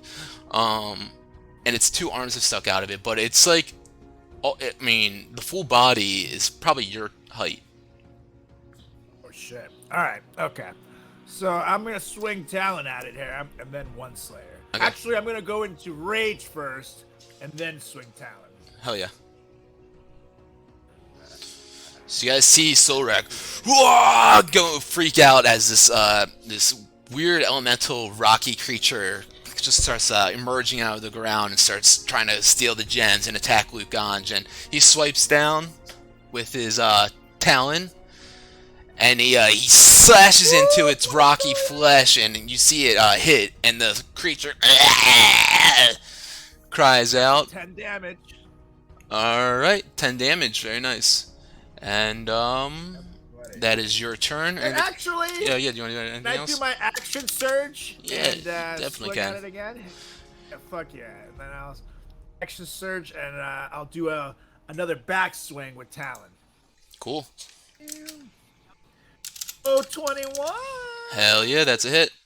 You see, Solrak, he is like in this moment just completely raged out, just taking a swing after swing. Yeah, and he swipes 2 big hits into this creature. He's like, ah! It just makes like a weird sound. Just cries out in that pain. Wilmore, you're up. You hear like this clamor in the distance of the market, just like people on the other side from where you are, just kind of screaming and panic ensuing. And you see the brightness of Luganj's Lightbringer shining from over there, so you know something's happening. I know something's happening. All right, so I'll tell you what, I'm gonna cast Fairy Fire. It's kind of like, I guess I would cast it on Luganj. It's a 20-foot radius, so that's fine. It's a 14 dex save. Yep, 16 or 60 range, 20 radius, right? Yeah. Alright, so that's cool. 14 dex. Let's see. He fails. So you guys see this creature just start lighting up with this this glowing light. And you guys have what's advantage, right? Yeah, everybody's got advantage. Yeah, you guys have advantage on your hits against him right now until Wilmore's concentration or the spell ends. Yep, and then I'm gonna just kind of like book it. I guess I'll start booking it around I go 25 feet. Oh wow, that's not far at all. So I can go right there. You could run through at half speed if you want. Your half distance. I'd say that there's like some I don't wanna obstacles. do that. Yeah. Well, you could. Let's Good. see. You could get right here, and then on the next turn, you'd get almost right up to it. But yeah, but I want to stay far away from it because That's I have fair. concentration. that is fair. All right, Luke, you're up. All right. So, let's see. I'm just gonna go right at him with my Lightbringer. Go for it. Oh, nat 20. Yeah, that's a hit. You just like kind of flutter up your wings for a second, and you pierce straight down into it. And you hit right into his eye with the Lightbringer, and you see this glowing light just shining through it. So you do 11 points of damage, plus Well, hold on. So, one more plus, d8.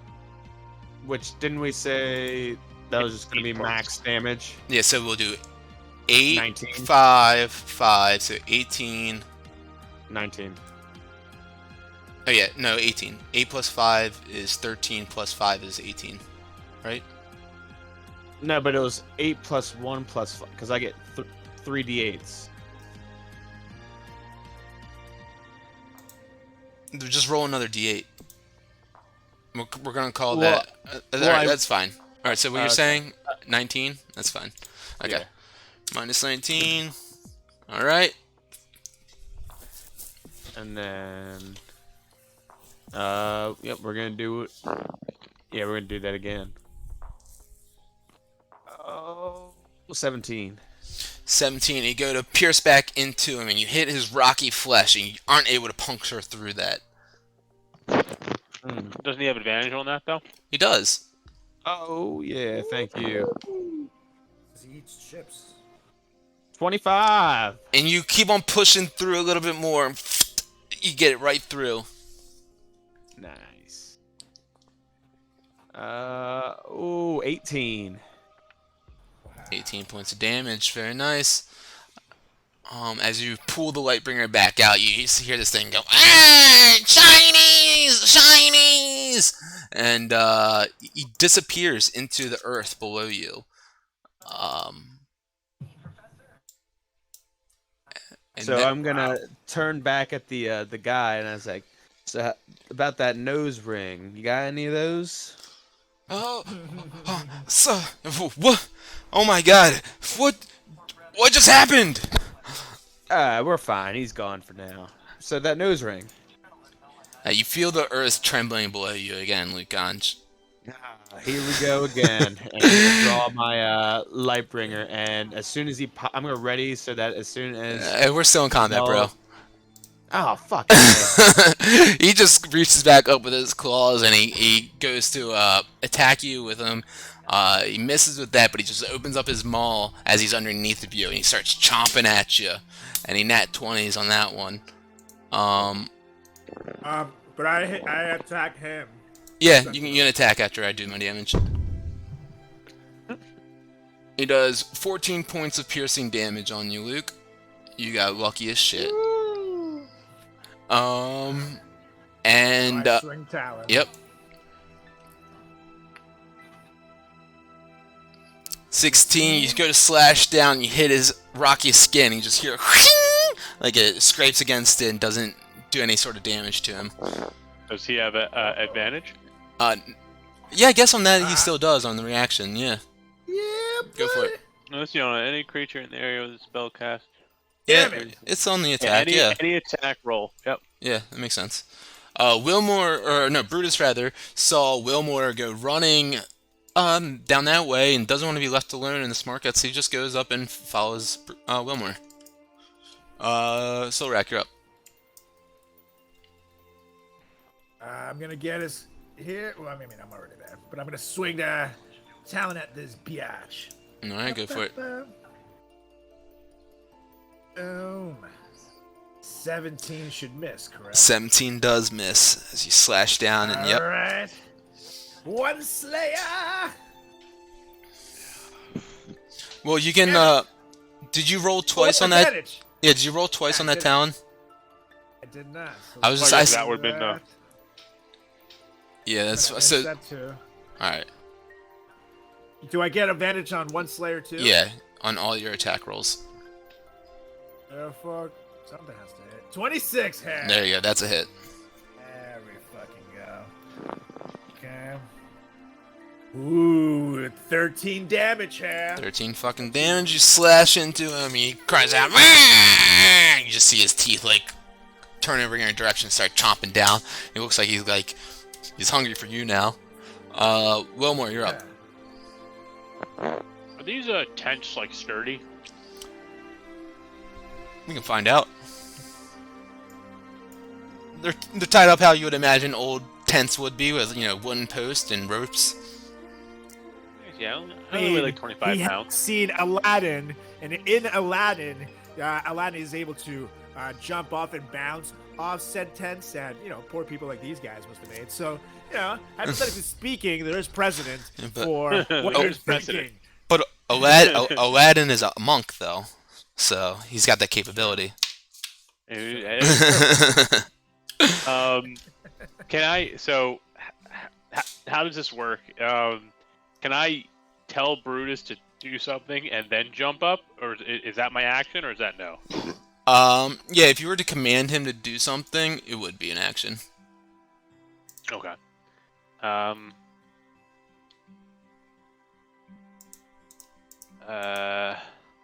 Sorry, Brutus. I'm gonna jump up on this or you know what?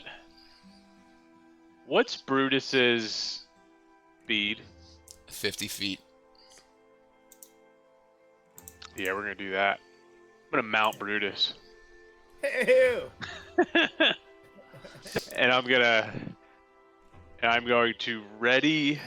Or no, so commanding him is an action. I can't control him on his turn or anything like that.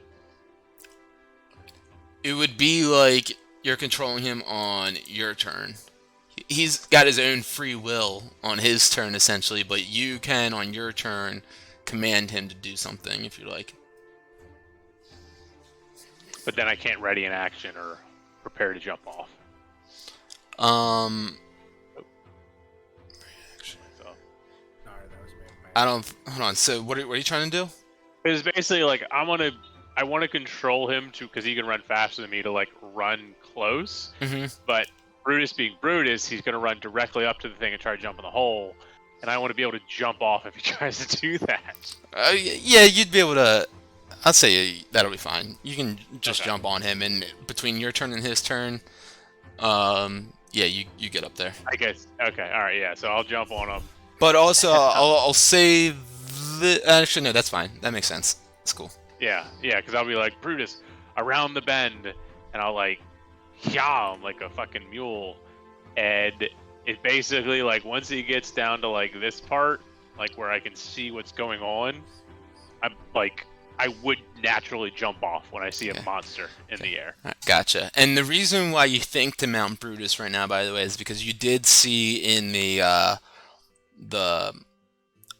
blacksmith that he did have some a saddle and armor in there for dogs as well. Just that's kind of what put the bug in your mind.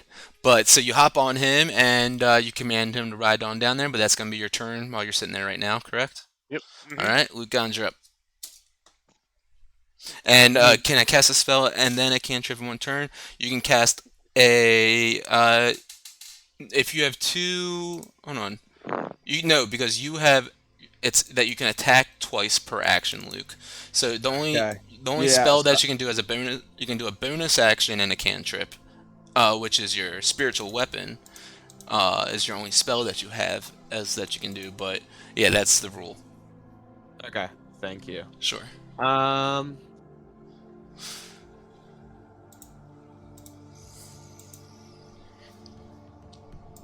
Alright, so I am going to cast Mind Sliver on the dude, and I think I just sent it to the game log. You sure So did. you can read. Alright, so I gotta make an intelligence saving throw. Yes. And I take a D6 psychic damage if I fail, and then I can subtract a D4 on a saving throw in future turn. Alright, so intelligence. I just succeed. All right. And let's see. Bonus action.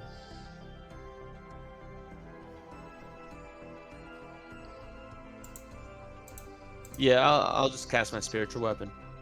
Okay, you cast spiritual weapon, and out of the air, this floating tentacle starts squirming around, and it goes up and tries to hit the this rocky creature out of the earth, and the creature just like clamps down as the tentacle is coming at it. The tentacle squirms back away, and it misses the attack. And that's your turn, correct? Yeah. All right. Does it get advantage? Oh yeah, it gets advantage. Yeah. Go for it. All right. Here, I gotta. You know what? I'm gonna do this. 16. Yeah, that no misses something on 'em. anyways. 16 is a miss. Alright, so it's his turn again. With Solrak right there, who just slashed down into him. He's gonna go and, oh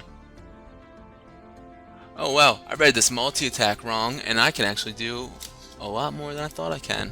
Alright, so he's going to go and take two claw attack at Solrak. That one hits.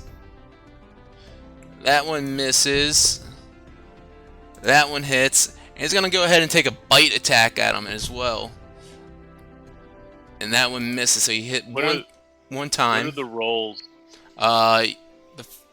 He hit twice, rather. 22 and 18. I'll Bardic Inspiration in the 18.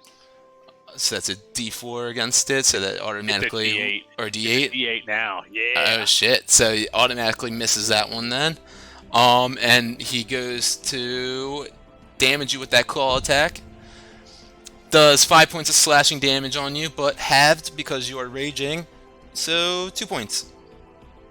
Yeah, buddy. Nice. Like it was nothing. And he's just like reaching out for the table still. Shinies, shinies, and you see the one arm grab a pile of gems there, and the gnome Ruby Eyes, no, stop him!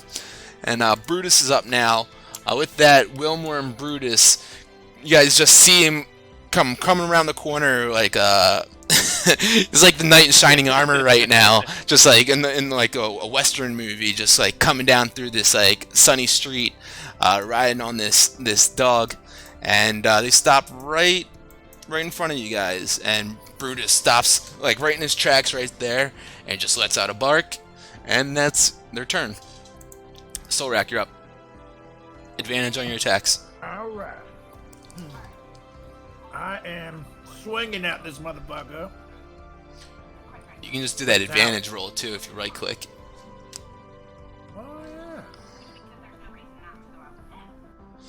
Swing away! Swing away, Meryl. Let me turn off your guys' auras though, because I don't like them. I don't like the metagaming. You guys can see your health Oh, what anyways. the hell? No, I don't know what I just did. No, that did it. That's a miss. That was Double miss. so. Wait, how does that work? Oh, so the first roll was a 5 and the second roll was a 2. I get it. Yep, that's it. Okay, well that was lame. Roll it with the old one Longslayer. Yep. But Okay. but let me just do single rolls. I don't like this whole. Damn it. A 1. A 2. There we go. And that one hits. That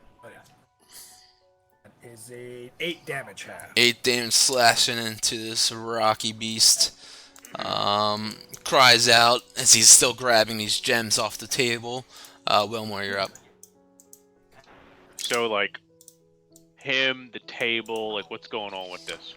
Yeah, so there's like, imagine there's just a hole in the ground, like next to Solrak essentially, and Luke Ganj, up top of the beast, there would be a table sitting there that he's like grabbing at, essentially that the dwarf is standing at, and then behind that table, there's another hole in the ground that like he, here, let me draw on that. He popped out of the first time. So let's see, a circle draw. He would have popped out right. Why isn't that working? There, that first time. Okay, so there's a hole there, and then there's just one table with gems on it. Yeah, And he's just going for the gems. right there. Alright. Yeah, we should just let his ass have the gems. But I guess we're in it now. Shinies! We're gonna double up on the Eldritch Blast. With advantage. Yep. So there's the first roll is 25, so Yeah, it's a take hit. that. Ooh, that's a 13 damage. 13 points of damage. Slams into him. And the second one, same thing, 25 Woo! and an 8. Alright, so that's 21. Very nice. And then I'm off Brutus now, and I'm just gonna kind of like hang. Cool. Yeah, this beast definitely looking pretty weak now after those Eldritch blasting into him. The gems seem to have scattered out of his hand across the table from that Luganj. I just realized I don't have battle music on right now, but it's too late. We're gonna come at him with the Lightbringer. Alright, 12. with advantage. Advantage. 11. Alright, we'll try again. Those are misses. 12, 11, 10. Let's get a 9, baby. Let's And do we'll it. get a 9. 18. 18. You go to just pierce through his skin, and the tip doesn't puncture through. Just a tip. Just the tip. Didn't even get it. Alright, Alright, we'll go spiritual weapon as Yeah. a bonus action. go for it. With advantage. Hey, there's the 9. 7. Jeez, man. Yeah, sorry, man. Yeah, wow. Just kind of tickles this creature a little bit. But the gem spilled out of his one grasp, and he's got these 3 arms now reaching out of the earth. And he goes in and he swipes at Luke Ganj with one of them. Hits that one with a 20. He goes to swipe. Wait. 20. Ooh, And 4. after he's done, I'm gonna swing at him. Sure. With my sentinel swing. Oh, he has to hit him. This one is Yeah. Let him hit the that 20. I'll let misses. him hit the 20. And then he goes up and tries to bite him, Luke Ganj, and he hits that bite. So the claw goes through. He swipes What's the bite? It was 22. Yeah, Or- I guess they both hit. All right, and Yeah, then let the first one go. bites him for 13. So 17 Now I'm total. gonna swing talon at him. Sure. Ba-dum-ba-bum. Damn. Go ahead and do that with advantage though. Oh yeah. Damn it! I keep forgetting. Oh yeah. Oh, Go ahead and roll that damage. in your face here. No, weak damage though. 10 damage. Fucking like 3 plus the Jesus. Yeah, that's rough, but That's almost the lowest you could do. I slash down into him and he cries out "Ah!" as he lets go of the bite from Luke Ganj. And yeah, he is looking like he is very hurt. Hey Nate, for the record, a tie goes to the attacker. Tie goes to whoever rolled it. Okay, yeah. So if it's an attack, it goes to the attacker. Okay, Yeah. got it. He's looking very weak guess at we this get a moment. And Brutus. Oh, why isn't that fixing my health? Sorry, it's not editing my health. There we go. Brutus is he's honestly terrified of this creature. These sharp teeth, how low to the ground it is, and he's like grabbing at you guys. kind of afraid to jump up in there, but he's gonna go ahead and just bark at him and cause disadvantage for his next attack. And Solrak, you're up. Alright, time to finish this bitch up. Okay. First up, Talon Hair. Ooh, a fucking 1. Okay, up advantage here. 19 here? 19 hits. Yeah, buddy. That's a 13 damage here. And how do you undo it? Oh, yeah! Basically, I 360 swing my talon at this biatch, and then just keep doing it over and over. He looks like when you're slicing cheese slices. You know what I mean? Yeah, Bree knows. Yeah, buddy. And then I give her a wink, and I say, "You're disgusting, but I like you, hair." And you guys see this this creature who's popped out of the hole in the ground after Solrak slashes into it, just kind of lets out this like one weird last cry, kind of tries to grab the gems once more as he's like falls down into this like deep hole in the earth, but he's unable to grab any, just spills some across the table on the ground, and he just collapses into the earth down this deep tunnel, and you just hear this crying out from the depths below. The gnome, visibly shaken. Oh my god! Thank God you guys were here. Well, we are pretty badass now. Chaddington. Should I Ye- well more. Yes. So, use your magicness here. Look at these gems. Do you know anything special about them? Maybe that this weird creature would have been looking for them. Feel Use like your I'm having magicness. I don't. What do I know like a magicness master? I don't Like a know little this dwarf shit. guy who knows magic. This is perfect for you to look at. Come on. Can I can detect magic on them, but I don't know what the fuck they're gems. Exactly. All right, yeah, What's I do will that? detect magic by the gems. Yeah, you use detect. You pull out your compass and you use detect magic and kind of like hover it over each one of the gems and just trying to see if like you can like find anything that pings off. And nothing's really like going on. There's a very faint kind of magical aura. Like the needle on it kind of like bounces a little bit, but it's nothing that's like, I don't know, from like your experience, it's nothing that's like noteworthy. Well, Solrak, it just appeared to be a gem-hungry monster. They live in the world. That's what my ex-wife happened here. Anyway, I wonder what that was. Well, I appreciate you guys helping.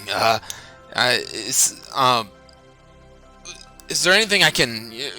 Please help yourself to maybe one of my gems. Or actually, he notices Wilmore points up at you. He said, "That's a nice helmet you got there. It looks like you're missing a stone." I would. You are right. I would love an extra stone if you were able to get that in my helmet. Yeah, not a problem. Do you mind just leaving it with me for the day, and I can take care of that for you. It's not a problem. Well, this is a very, very important helmet to me, so I'm going to trust you with this. What's your name, my friend? I'm Ruby Eye. Ruby Eye. That's fantastic. Great name. Okay. I tell you what, I will let you hold my helmet for the day. Thank you. Yes, I mean, I appreciate you guys so much. I don't know what I would have told my wife if I would have came home without my gems and without any money for today's work. I really owe you one, so it's the least I could do. Well, I'd appreciate that. I would love an extra gem in that helmet. Sure thing. And he grabs it from you and sets it aside. And says, I'm going to get working on this right now. I appreciate that. Thank you very much, my friend. Of course. And if there's anything Bert, else you still here. wear your cock ring? Yeah, did that worm take all your nose rings? Oh no, we definitely you can have check these out. I'm definitely offer you a discount for them as well. Nice. So I'm gonna take it and then just kind of put it in my nose as septum. Yeah, that looks nice. It's you put in your nose, and it's like a nice little septum ring. It's got a kind of ornate little detail that drops down from the center of it, almost like almost it's like an elvish decoration. But if you would imagine like in art time, it's almost like an Indian kind of looking design on it. And yeah, that looks great on you. It's definitely fit your style. Very nice. Thank you, thank you. Now, how much do I owe you? We can. Let's see. That one's it's a little bit of a special one. It's we can do that for just 5 gold pieces. Nice. Nah, that's a bargain.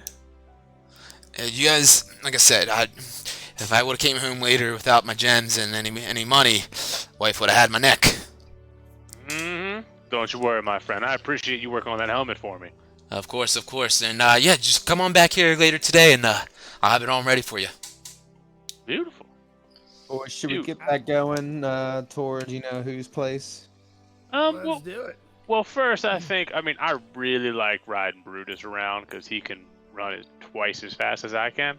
Maybe I can go get a nice saddle and what kind of armor he has. So I'm gonna go back up to the blacksmith with Brutus, with my boy Brutus. Sure. Yeah, you make your way back up to the blacksmith, Smitty, with Brutus, and he's still working on that same piece. And you're eyeing him as like you see that like glowing orange, just kind of like flicker off with each hit that he has with the hammer on the anvil.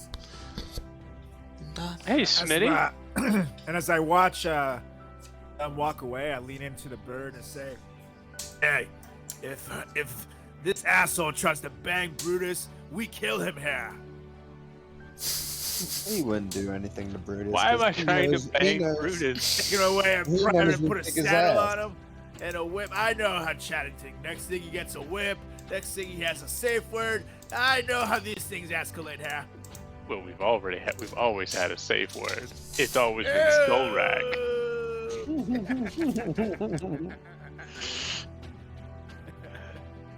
So I'm gonna say, hey, my friend. I was actually looking to see if you had anything to help my friend, and I just kind of give him a little muzzle rub. oh yeah, absolutely. You looking to maybe get yourself a saddle for him, or maybe we got some armor too for your beast if you're interested. Can you? I would love to see what kind of armor, but I mean, definitely a saddle. Does any of this benefit us in any way, Nate? I have no Yes. idea what his armor class is or anything. Yes. So the armor will push him up 1 AC. Okay. And then the saddle will allow you guys to have him, do some carrying for you and for you to ride him. Okay. Well, yeah. How much is the armor and the saddle, my friend?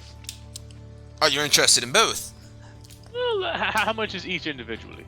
The armor, it's a specialty piece. Not many people like to work with armor for beast. It's 150 gold pieces for this one.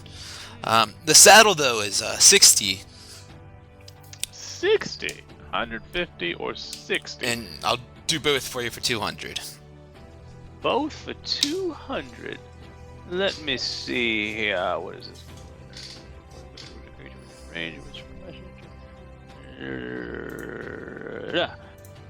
So I'm just gonna point in the other direction and cast Whisper to Solrak and, or I guess I can only do one person. So I'll actually do it to the bird.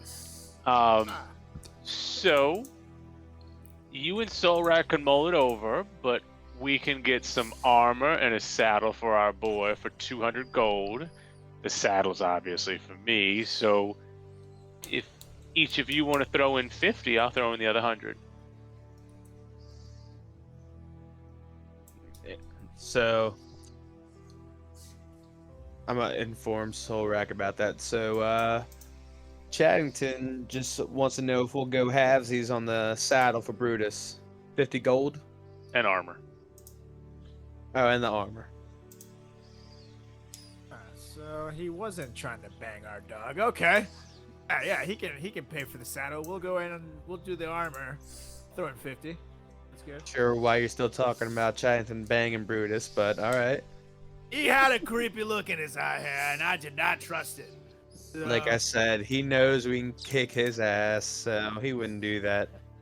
that's true. He is quite small.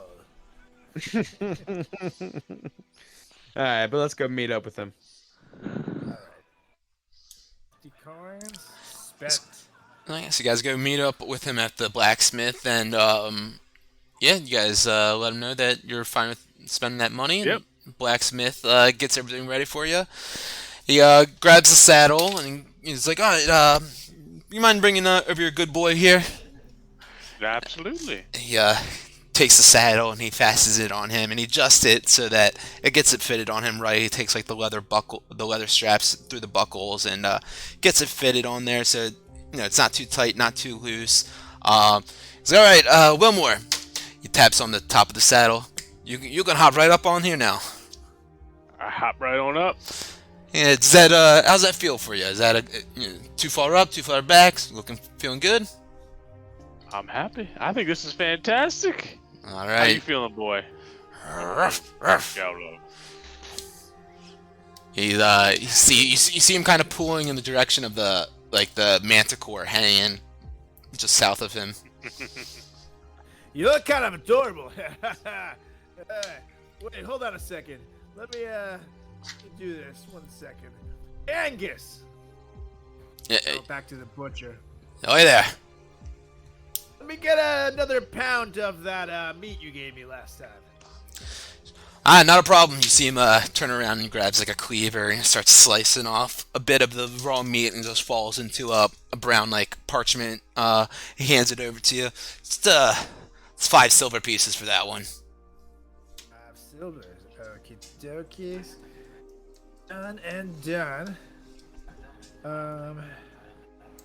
So, and then I run back over to Chaddington mounting Brutus and say, "Hey, boy! I'll get this!" And then I throw the meat over here. Instantly, Brutus takes off and goes running. Make an animal handling, Wilmore.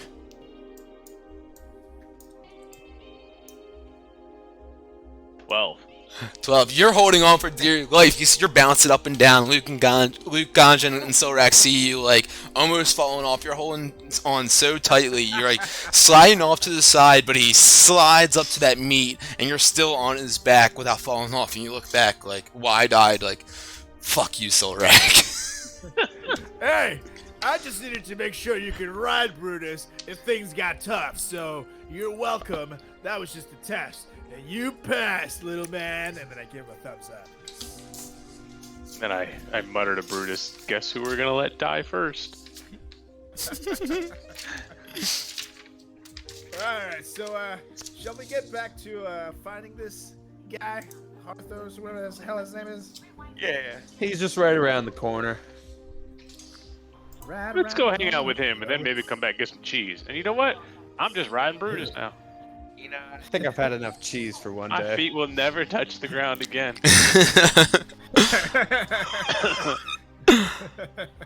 His legs are just gonna shrivel up. Alright, so you guys make your way out of the marketplace. You head up northwards, kind of this way, north of like where the smithy was, and follow the directions that Luke Ganj was given by the homeboy at Yawning Portal not too long ago. And you guys finally make your way up to a well-built mortared stone building with, let's see, let me pull up this map. Zymorven Hall. So you guys can see.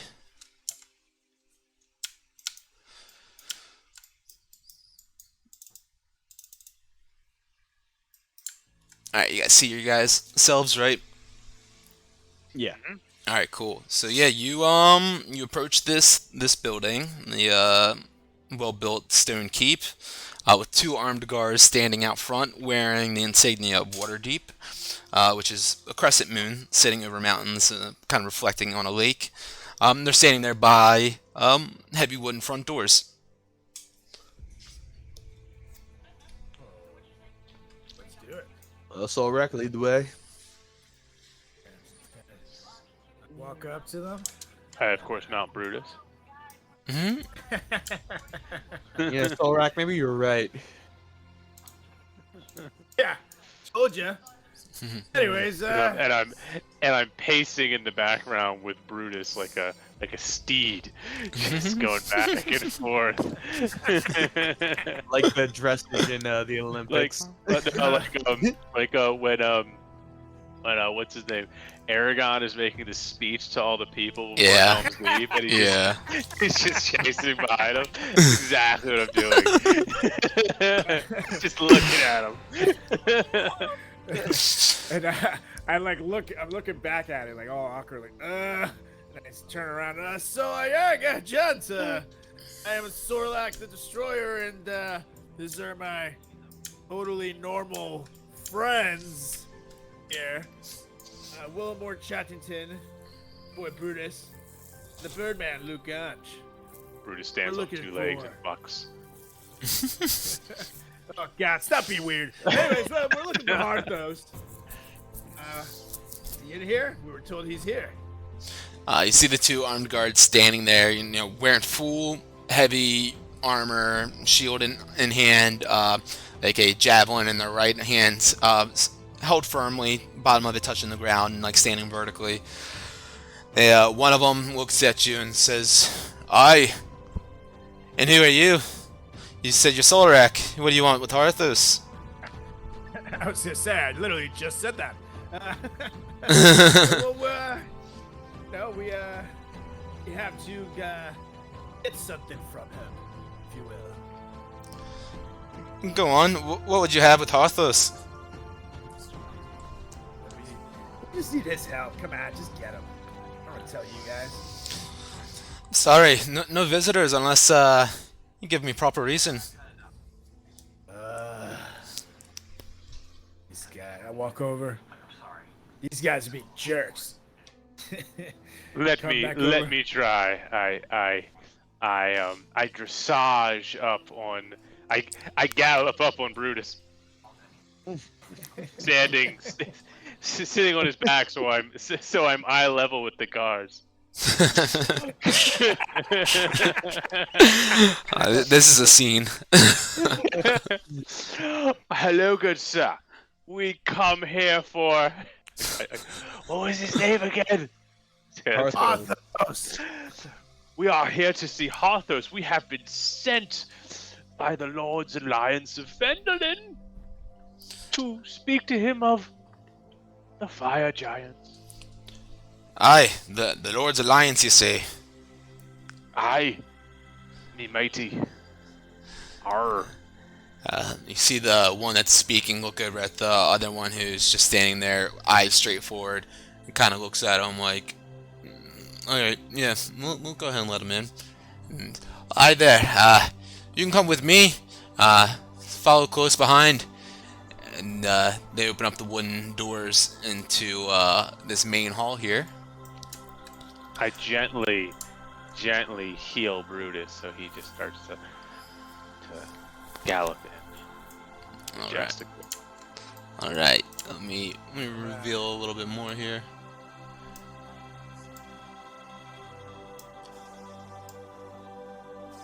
I guess hide that.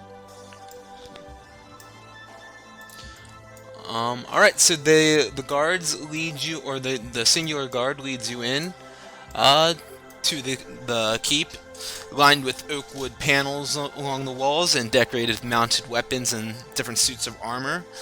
The guard leads you all through the courtyard here and says, "Oi, follow close behind, no wandering," and he takes you on through. I wander. No, I don't. Yeah, he leads you through the courtyard into this north side of the keep. You guys, as you guys are going through the courtyard, you see, it's nothing spectacular. You do see like some weaponry lying around. There's some livestock in there as well, and they lead you into this room here, specifically in the north side of the keep. And he comes up to two more doors right to the right. Let me walk you up there, where there are two more guards standing there. And he drops you guys off there and says, Arthos has some guests. This one's name is Solrak. I didn't catch the other ones. I am noble knight Wilmore with my speed, Brutus. Oh, God. Roll my eyes. This one over here is Luke Ganj, the birdie bird. I got his tongue. It's nice to meet you all. You guys see behind these guards standing there, on the large double doors. There's like an elegant depiction of a wolf being slaughtered in combat by a knight. And the guards, one of them knocks on the door twice, a nice firm knock, and behind the doors you hear a voice, "Enter." And you enter the room behind the doors. Let me reveal this for you.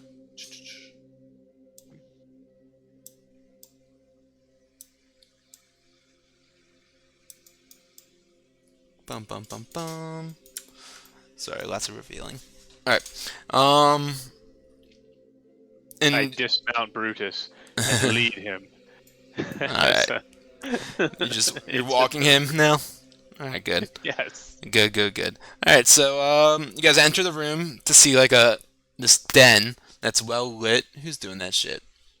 By several braziers sorry. standing in front of a I tent. wanted to see what he looked like. Gotcha. Yeah, so you're in this den. You see it's very well lit. Several braziers leading down this carpeted pathway to this chair where you see a middle-aged human man sitting there with shoulder-length brown hair and a thick beard. He's wearing a beautifully worked armor breastplate with a crescent moon worked into it. And he's got a short sword in his hand and he's sharpening it. And one of the guards, the one opening up the door, says, "Arthos, you have company." And Arthos responds, "Oh, bring them in, and have them leave their weapons at the door with you." I leave my weapons. Yeah, But I right. bring my loot. Okay. So you guys set down your weapons, and you walk down to approach Arthos sitting in the chair there. He says, "To whom do I owe the pleasure?" I am Solrak, Destroyer here. This here is my birdie feathered friend Luke Ganj. I'm gonna And the weirdo riding the dog is Wilmore Chattington. And that is our good boy Brutus being subjected to this embarrassment. Yeah. It was totally not me and the bird's idea. Just the little guy's weird. Pet Brutus. For a second, I thought he was just like a giant man. I was like, whoa, that's a giant man. Icon was huge. That was Luke. It's a pleasure to meet you all. And please, what can I help you with?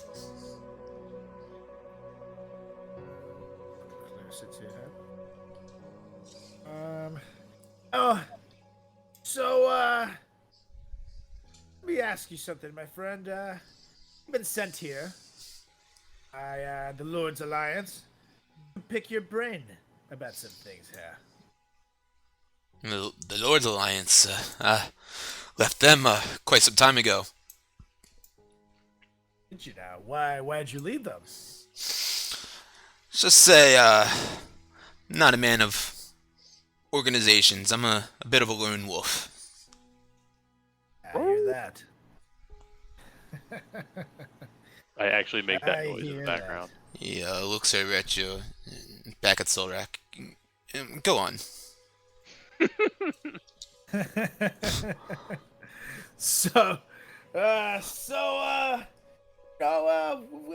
We have a few things to do while we're here, and I forget what we have to ask this guy. Someone help me out here. Well, my friend, since apparently we need the big one to talk, I remount Brutus so I can look at everybody in the eye. You see, we were at Phandalin with the Lord's Alliance protecting the city, and there were two giants that attacked, looking for a staff of some sort. And it seems as though they're going to keep attacking, and we're looking for help. Looking for help against the giants in the north. I see. Which I'm not sure why the Lord's Alliance would have sent you to me. Who was it that sent you? Our boy Sildar. The Silly to the Dari is what they call him. Oh, you're talking about Sildar Hallwinter. Of course, so Harwinter of Phandalin and Neverwinter. That old bastard. Haven't seen him in forever. And he's got strangers coming down to my keep.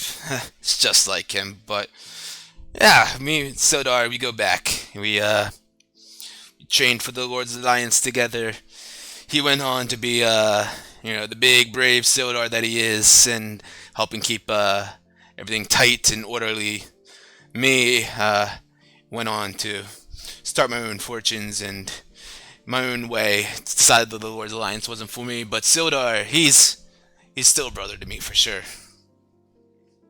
Really? Yeah. There's the man here. Yeah. H Dog. Can I call you H Dog? I prefer Harthos. Okay, H Money. So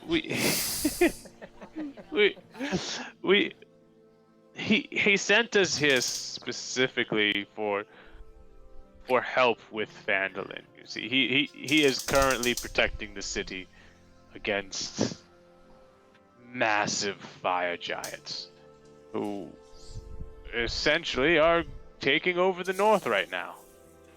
And he said to come to you for help.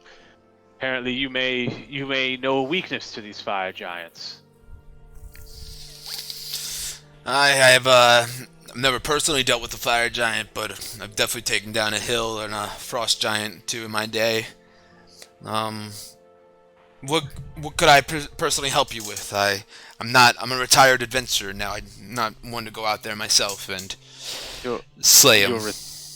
You're retired, you say? Those days of hitting the high road and slaying every beast in my sight has put this behind me. So you see, my friends, they are quite stronger than me. So do you have any equipment that maybe they could wield? Any equipment that could help us take down the fire giants? There was something I had. My bastard son, Harthel, he took it. That bastard? Well, technically he's not a bastard, right? Technically he is a bastard. You know him. It was out of wedlock when we had him. It's the wedlock. So that bastard. Where was the last time you saw him? He stole the sword, and I don't know. I don't think too much of him these days. He's went off and married just a common thief down in Nightstone, and just very immature. Never wanted to become a knight, follow his father's footsteps. Just he's all about the quick buck. So maybe down in Nightstone, he could be there with it, but honestly, haven't seen him in a bit of time. It's hard to say. What's his name again? Harthel. Harthel.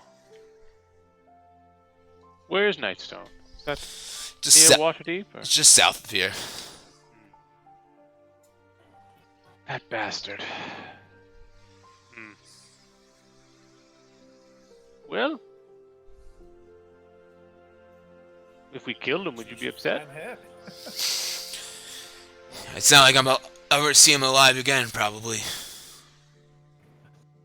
Fair enough. Fair enough. Is there anything that we can help you with? Yeah. I appreciate the offer. And he sits back in his chair and he starts stroking his beard a little bit. Let me think about this for a second. Yeah, I mean, if even if we are also looking for, have you have any run-ins with the Zantari? I haven't had any run-ins with the Zentarum in a while. Try to keep out of any kind of funny business with any kind of organizations like that. But you might be able to find them if you can find them around here. Down in the dock ward. That's what we hear here. Yeah, lots of sketchy going on happening down there, and when there's sketchy going ons happening, you can definitely be sure that there's a Zent around. Good to know here. Fair enough. Well, I guess, should we go find his son here? I think that's a good idea. Or Let's should do it. we? Do we go to the? Wait, what dock? time is it now? What time is it now? This time of the day, it's early afternoon. It's between 1 and 2 o'clock in the afternoon. Alright, cool. Cause yeah, we're going to the dock later at nighttime here, folks. So we got time. We can go find his. How far is Find his is son. Nightstone from here? Nightstone, it's probably a day's travel. So We might can't as do well that stay today, close by. Let me pull so up we gotta- the we got the We mission go tonight. check out the docks for a little bit. I'll pull up the map for you real quick. Maybe scope it out. That sounds good. Make her happy. We could Let me do this one actually instead. We either scope it out or we just go to get the other stuff. So you guys are in water deep, right there. That ping Yeah. for you. Uh-huh. Yeah, I see it. Oh, it's all the way. Yep, I see it. Yeah, so it's bust to left to Nightstone down the high road, right before Dagger Ford. So wait, on the way there, on the way Yeah, to it's on the way. Dagger Ford, Yeah, we'll stop there. Yeah. yeah. So we'll just note that for later. Well, fellas, sorry to rush you off, but I got some business to take care of. Was there anything else I can help you out with today? Oh, I whoops. think we're good. Did the whole map just get revealed? That's fine. It doesn't really matter anyways. Nah, you were plenty of help though, Harthos. We appreciate it. Not a problem.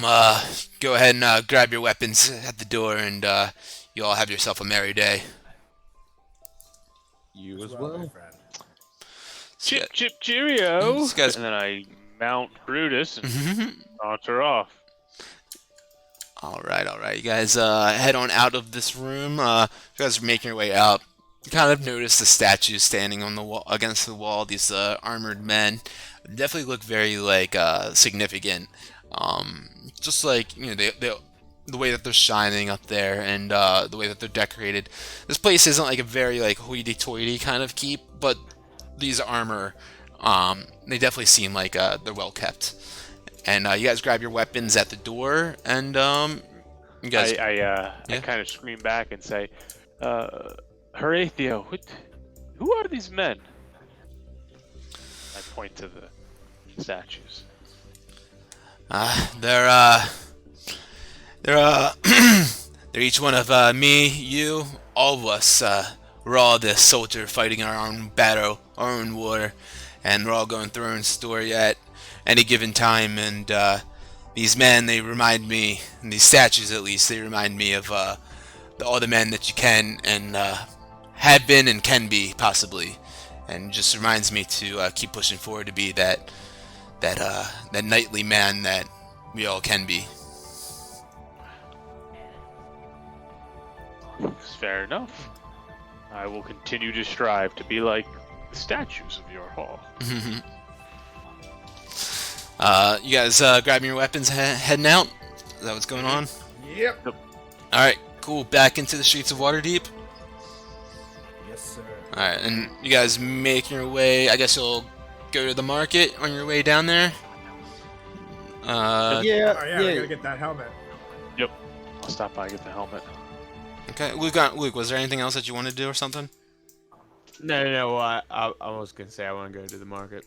Alright, so you guys leave Zymorvan Hall, and you guys start walking the streets of Waterdeep through the castle ward, and was there anything you guys were talking about as you guys leave the keep?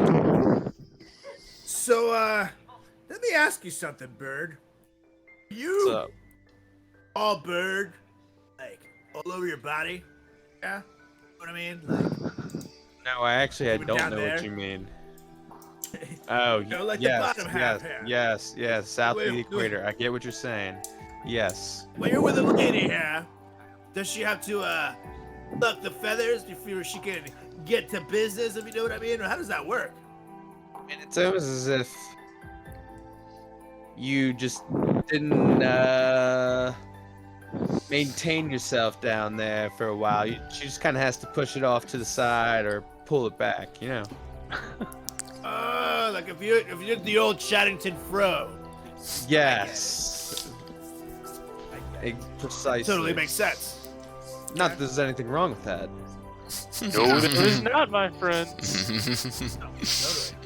All I can But say is, Pubes to the shoulder Only- blades. technically, Almost. 3 of the 4 here have exceptionally hairy pubes. So you're the weird one, Solrak. That's all I can say. Alan works for slashing, bashing, and grooming hair. So, don't I tell look- me. I look at Luke and Brutus I'll and make go, sure to what a stay away weirdo. And I'll make sure to stay away from that talon. Yep. What a weirdo, guy. But on a more serious note, where the hell you guys think that sandworm came from, or whatever? The depths of hell. I mean, Or don't you think think of the underground. Undermountain? You think of the Could be. Undermountain? I don't think it's a coincidence that that thing was looking for gems, and then earlier on that wizard Narvi took a gem from us. I don't think it has anything to do with the Xantarum. Yeah, that I- wasn't a gem. I It think had like some gems in it?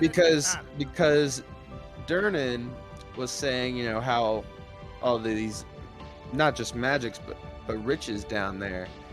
And I'm starting to think maybe that's where the Undermountain is getting some of the riches from. Stealing 'em. market though. I feel like there's a lot more under there. I mean, he could have came from the Undermountain because it is under us. But I mean, that's all the reason that I don't want to go down there. Because Yeah, I mean that thing wasn't that easy to kill either. Yeah. Yeah, that thing wasn't fun. Imagine 2 or 3 of them. Yeah, no thank you. Well, Probably not 50 yet at damage. least. Yeah. And Chaddington ran away half the battle, so you know. What do you mean ran away? You're the Uh, only reason you were able to hit it. That's fair. You're welcome. Yeah, and I'm gonna- You're welcome. Whenever I get a spare moment, I'm gonna have to lay some hands on myself in the corner. Yeah, you can go ahead and do that. Nice. I'll just use all 30. Just Give don't me look a- at Chaddington Mountain Brutus while you do it. That'll make it even weirder. And then I'm gonna make sure I do a bucking, kind of like, you know, that photo of Napoleon where he's like the short guy on the big horse and it like bucks up and it's like Yeah. the big famous one. I just do that repeatedly. Actually, I'm gonna use my potions of healing before I do that. So Why- 2d4. We could plus- always take a quick short rest too. If you need a minute. I mean, what? Where am I gonna do that? In the market? Yeah. Why not? Just sit down, take an hour. Yeah, it's not Have it's a not snack. nap or anything. Yeah, have a snack. We can get some of that I- cheese. Yeah, God. like I said, I think I'm good for cheese and for today. If you guys want to take a short rest, I'll let you guys say that you plop down on some crates or whatever, and you take a short rest. Yeah. Yeah, if you need to heal, I can mean, hang outside your of the- dice are probably better than wasting your, or do your lay on hands rejuvenate after a short rest? No. That's a long Long rest.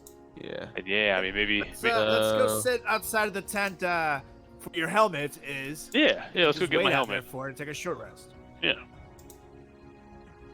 Hey, buddy. Alright, so I'm gonna roll. So three. you approach Ruby Eye and eagerly he's still like hammering away, like finishing up the last bits of the of placing this bezel You of can the roll an extra D8 because I got the one thing. oh yeah, the bardic song of Yeah. rest or whatever it's called. Yeah, Song of Rest. I think it should be a D8 now. Yeah, double check that. I'll double check it. Inventory spells, features, traits. Yeah, I think your bardic inspiration dies at D8 now.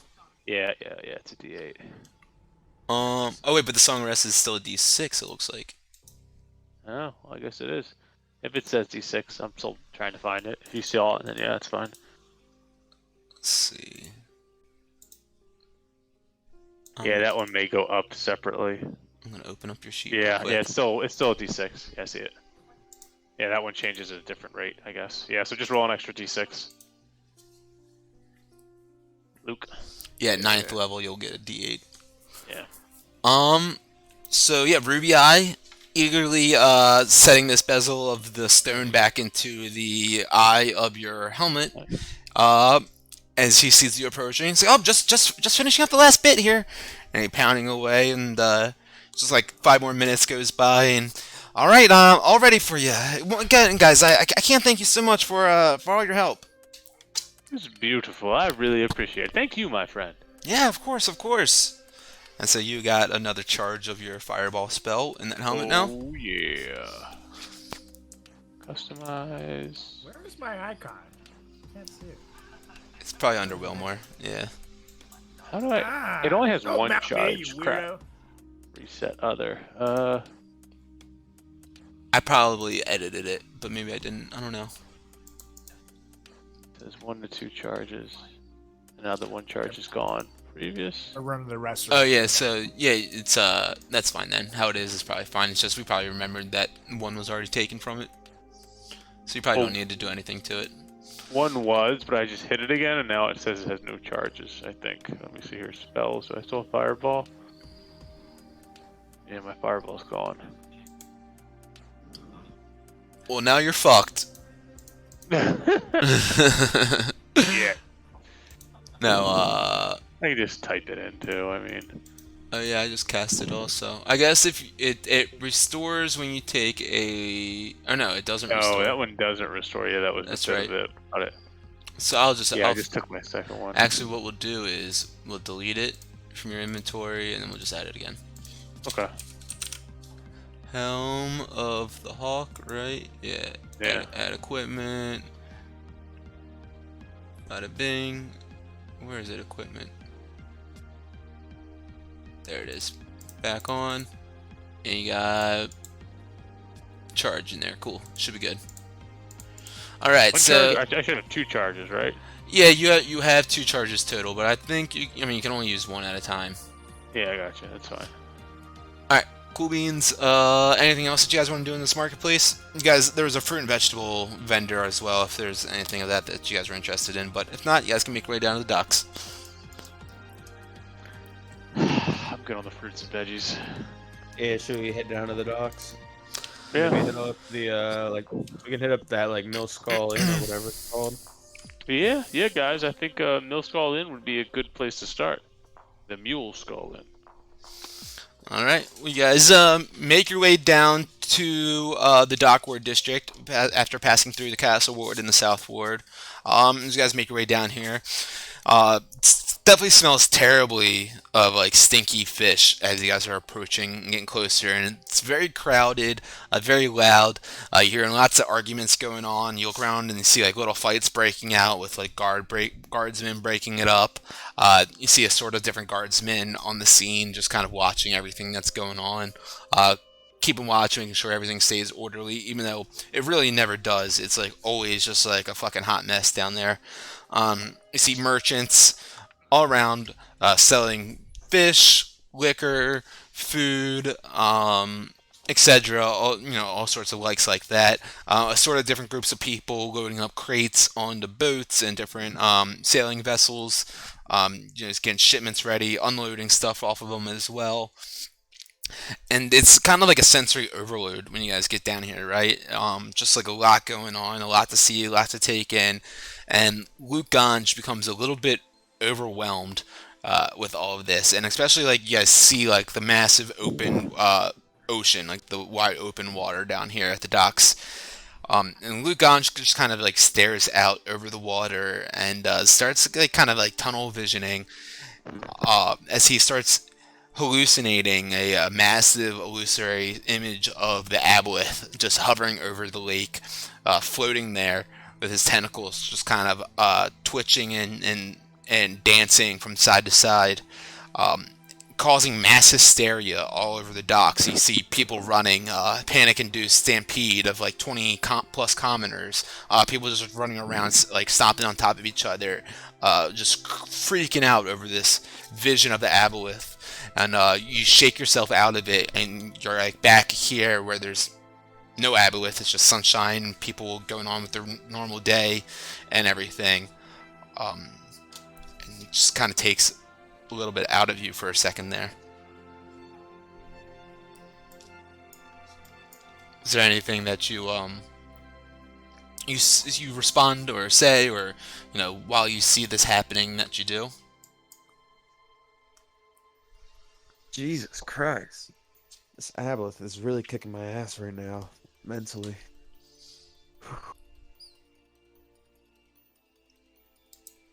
I give you a little pat on the back and go, no idea what you're talking about.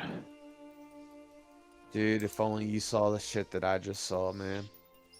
Luckily for me, Big B keeps that shit away. As long as we keep the aboleth away, I guess I'll just have to suffer.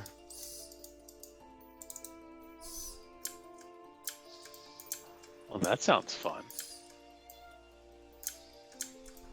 Yeah. I'm glad that I didn't make a deal with that thing. Oh, cool. Nice water. That's what Right. they call it, water So- jeep. Everyone want to make a perception check for me real quick? Yes. And then someone also roll me a d10. Somebody roll D10 in this thing.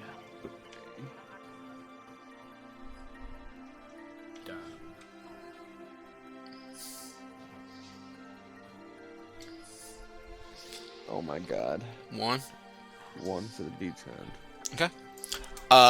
You guys, yeah, like I said, you guys are making your way down into the Stockward district. You see the ships coming in, some docked there. People loading up the shipments and the guards and all sorts of like crowds of people all around. People selling stuff. And Wilmore, you're kind of just like checking out the whole scene as you guys are walking down there. You kind of walk in a little bit, and as you guys are walking in, a couple people kind of like shove past you and brush up against you. And you notice though, one of the ships, there's a couple people that are loading up one of the boats from the dock. It's seems like they're acting a little shady. They're got like cloaks on, pulled over their heads, and you notice one of them as they turn has kind of like a long beak that sticks out from it, from one of the cloaks, the hooded cloak. And that would be down here. Got Can some you long describe beaks. what the cloak looked like? No, because you guys don't notice it except for Wilmore. Wilmore notices just like they're like kind of just like very poor looking, shabby black cloths that are like just like haphazardly thrown over these bodies to like conceal their identities essentially. I but- go, But you notice the beak sticking out of one of them. so, gentlemen, particularly you, Mr. Luke, I think there may be some brethrens of yours down there. They look a little shady, so I don't know how we want to approach it. What do they look like? They look like you with a hood on.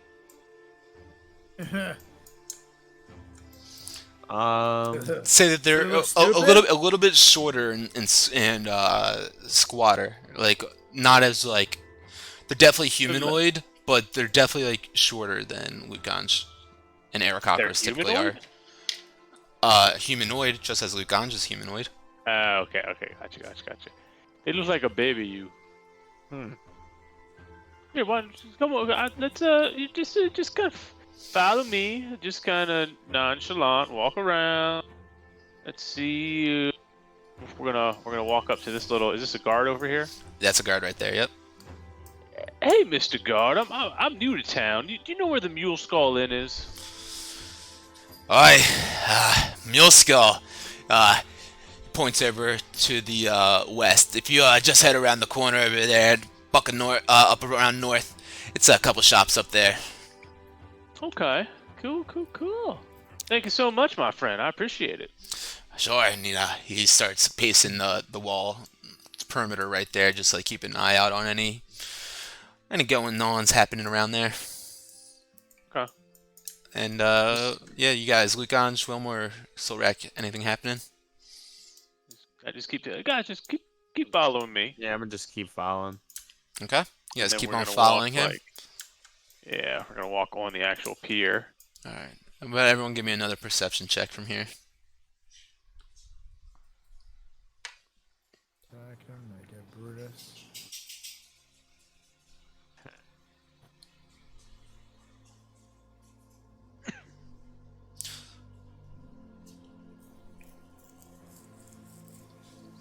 Silrak, you want to throw me a perception? Yeah. Yeah, buddy. Bam! Nice. So Wilmore's like really got an eye on these guys.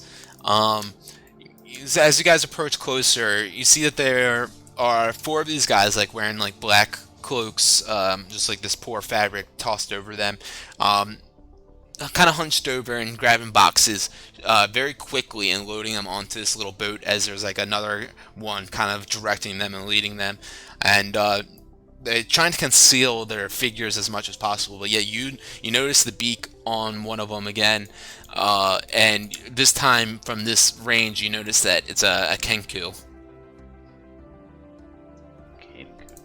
Let me see if I can send you a picture real quick. Yeah, Kenku is it's like a crow like humanoid almost. Let's see what this works. Sorry. Why isn't that loading?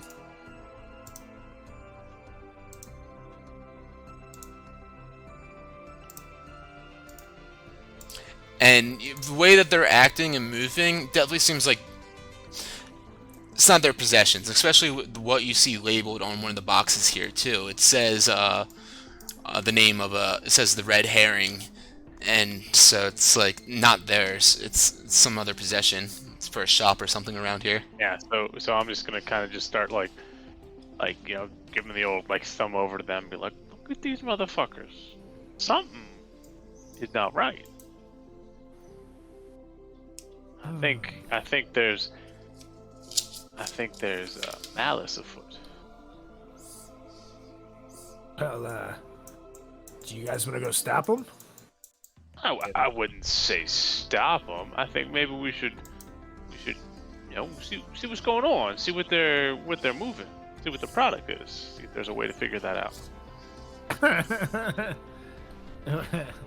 Maybe we can get some more of Luke Ganja's special brownies out of them. Aw. God, I wish.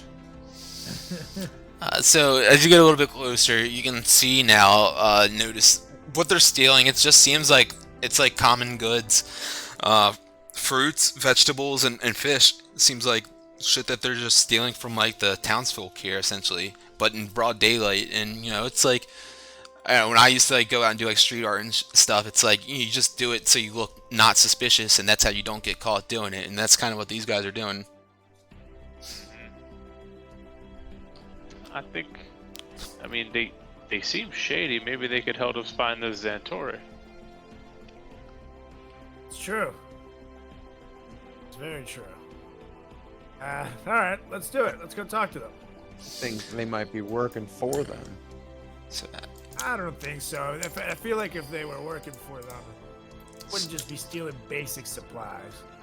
Seems to be like Let's go. Let's go. Cut them off from their ship. As you guys start walking over to approach the Kenku up there, you see a ship approaching the docks from the west. It's coming in at pretty high speed, and you don't see anyone from your distance, and with your passive perception at least, that seems to be manning the ship.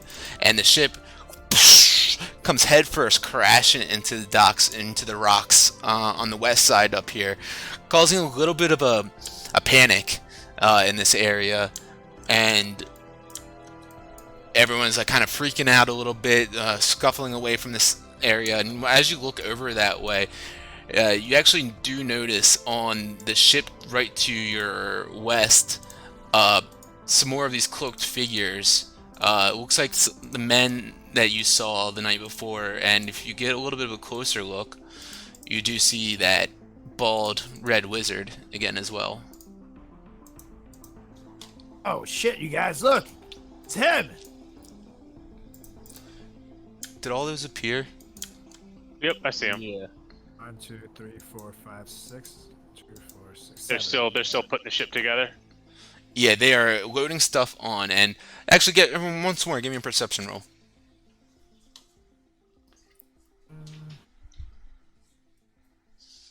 13. 18. Zorak notices Narvi, the red wizard, talking to a man on the ship, and kind of looks around and gestures to the man to follow him to behind these barrels over here. And he pulls out, and Zorak can see from the dock that you guys are at, from underneath of his cloak, the robe, this black velvet cloth, and hands it over to the gentleman that he's talking to right there. Alright, so he just pulled out a cloth and handed it to that cloaked figure, gent. What is that cloth? Do you guys want to see if you can investigate that, and I'll investigate these birds down here? I think we should However, move our focus to this boat. Well, I think if these guys are working for them, it's an easier way to find what we need. But I think you guys also need to keep your eyes on them. I'm with you. I'm gonna go walk over there. Shannington, you talk to the crows. Bird, if anything, don't stay too close to me because they do recognize us. So if we're all walking together, they might recognize us, you know. So just keep an eye on me. I'm gonna hide like over here by the fruit. Damn. Yeah, I'm gonna take like cover and just kind of I'm gonna poke my cast head guide around the self. corner and watch them. Okay. Once more, Luke, you're with Solrak. No, I'm like taking cover like back here. Okay. Why don't you guys once more give me a perception? 18. 11. So, Luke Ganja, you notice after this, Solrak mentions to you this transfer of the black velvet cloth to this robed gentleman. You notice him take it and put it in a chest, like it looks like a specially built like wooden chest with a metal clasp on it, and he unlocks it, pops open the chest, and he places the velvet cloth, and then very gently closes it, and then secures that below the decks, and gestures to the men sitting on the docks.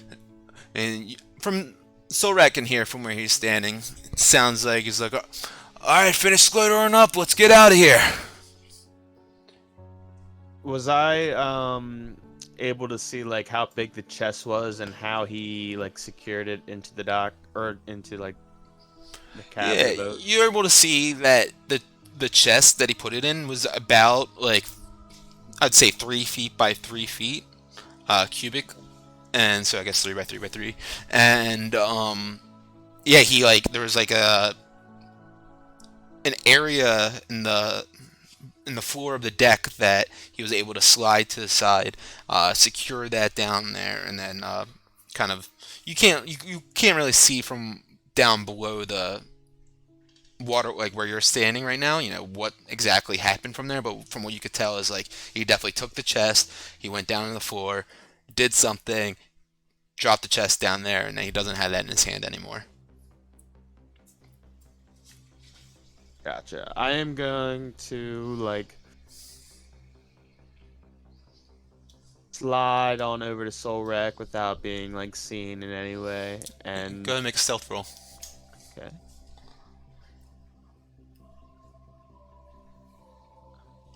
8. 8. So as you're coming over, you start walking across the board and you say, "Hey, Solrak," and you Solrak, "Just shut up!" And he yells at you to crouch down and like gestures you to like come over, and you like squat down and look like, "Oh shit, yeah, right, we're on a mission." And you squat down behind the thing, and the guys like look over in your direction, don't see you over there, but definitely heard some sort of call. I'll try and be more quiet next time, though. But Came over singing, "I'm walking on sunshine." Ah! Solrak, make a stealth roll. No. yeah. Son of a bitch. So they hear the off-key singing from behind this tent over there, and you see the bald man walk over to the edge of the boat, and he stands at the edge and he looks over directly in your guys' direction.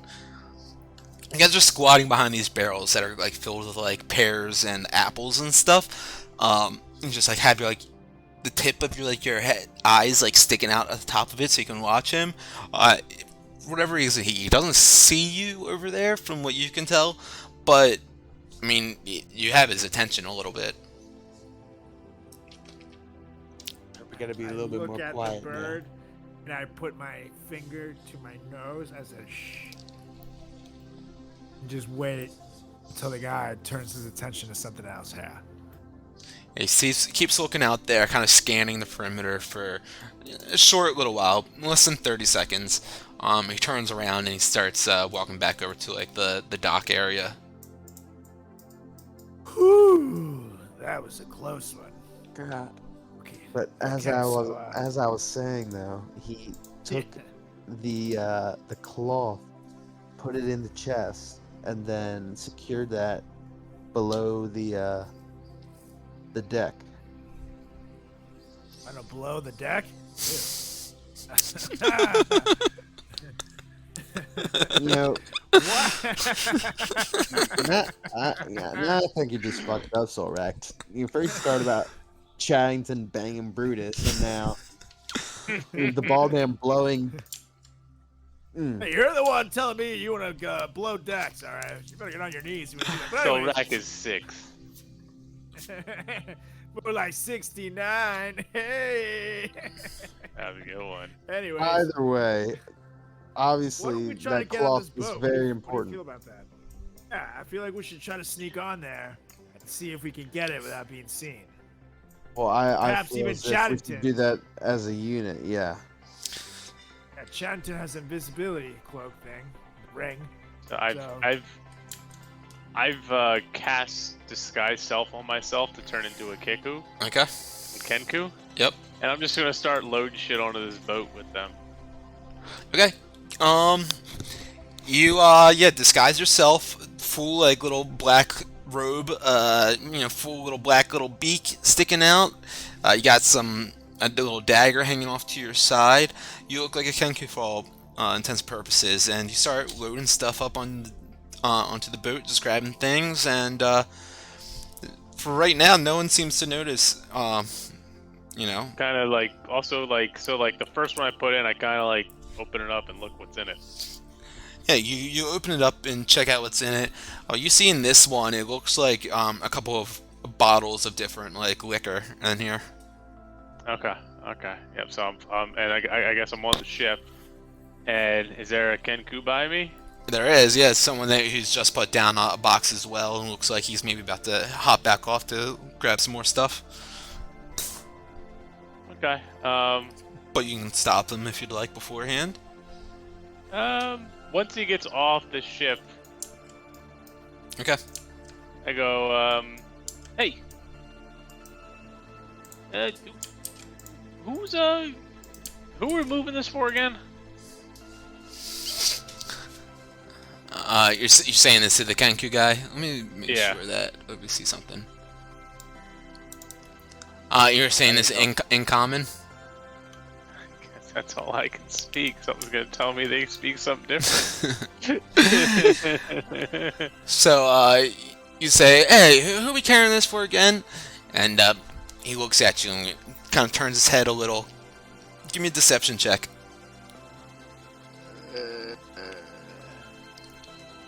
Come on, you got +6.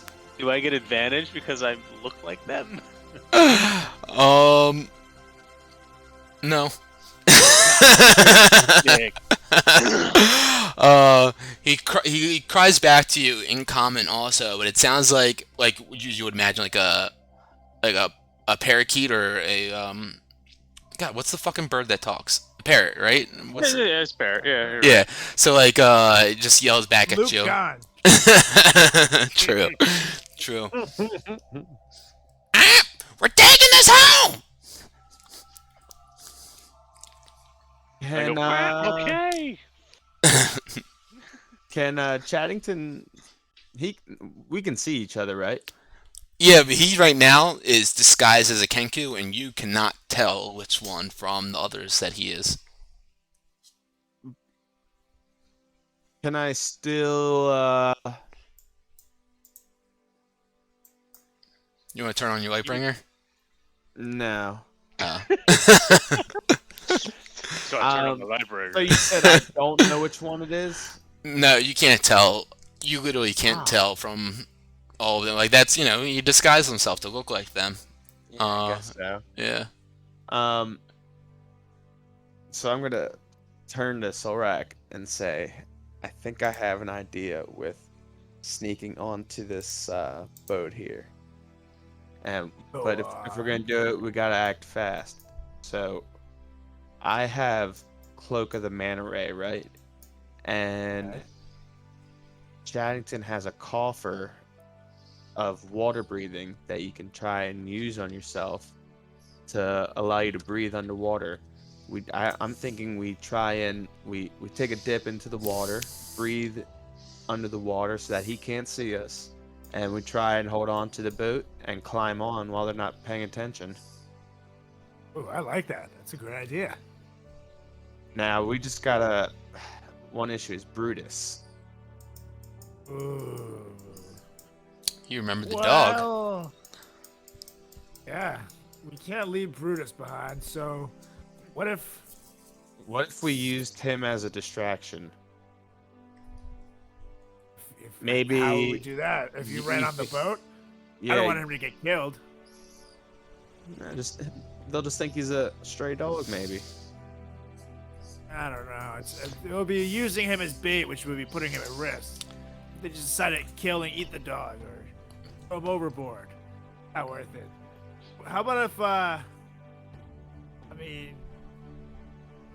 if you can fly, Chaddington's little, what if you two try to sneak on the boat and I'll stay with Brutus outside, and if there's any trouble, Chaddington can use his mind chatting. You let me know, and I'll come in there and slash and bash for Brutus. The only issue with that is we have no idea where the fuck Chaddington is in the mix of these. Hey Nate. What? Yep. So like the size of the boat's pretty obvious. Like I'm on a dinghy, and that's a big fucking ship, right? Sure. Like, can I see? Like, can I dock the boat without them seeing me? Like the boat I'm on, is there like a hatch on? You know how like some boats have like for like the cannons. Like, can I take this boat, go on the side of the boat, and crawl into the boat? Oh, you're talking the large vessel that they're all Yeah. on. Okay. Make a perception check or investigation.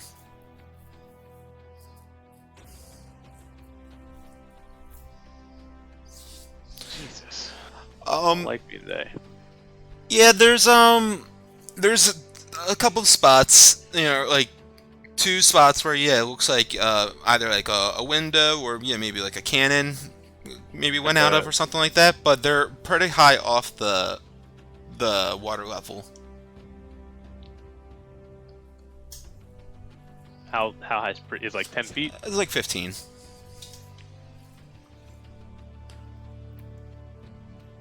15 feet off the water level. So like between where I'm standing and where it would be, is there like 5 feet from water to the edge of the boat and then 10 feet to the top? From where you're standing? No, like water- from like if I put this boat directly next Sure. to that boat. Yeah. No, it'd be like What's the difference? 15. Like if you stood on the very top of that, it'd be like 12 feet, or like 11 feet, 10 feet, something like that. But yeah. Okay. But as like Luganj and Solrak, you guys are discussing this, and the crowd is kind of forming around that vessel that crashed into the rocks and the docks over in the west. You hear a roar emit from the boat, which oddly enough, as you guys like I pointed out when you saw it crash in, you don't see anyone leaving the boat after it crashed in there, or like anyone running off or anything. But we heard a roar. You hear a roar.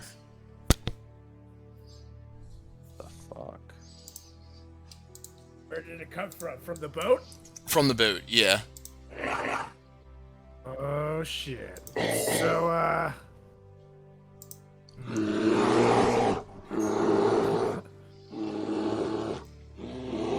Jesus, that's horrifying. oh shit. Can I make out that sound since I know animals? Since I can talk to animals? Yeah, actually, go ahead and give me a nature check with advantage. Yep, buddy. He does know it. Nature.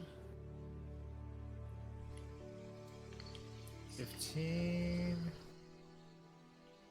18. Yeah. Solrak, you notice that sound definitely sounds like some sort of like a beast, like a large beast. You recognize it as a manticore.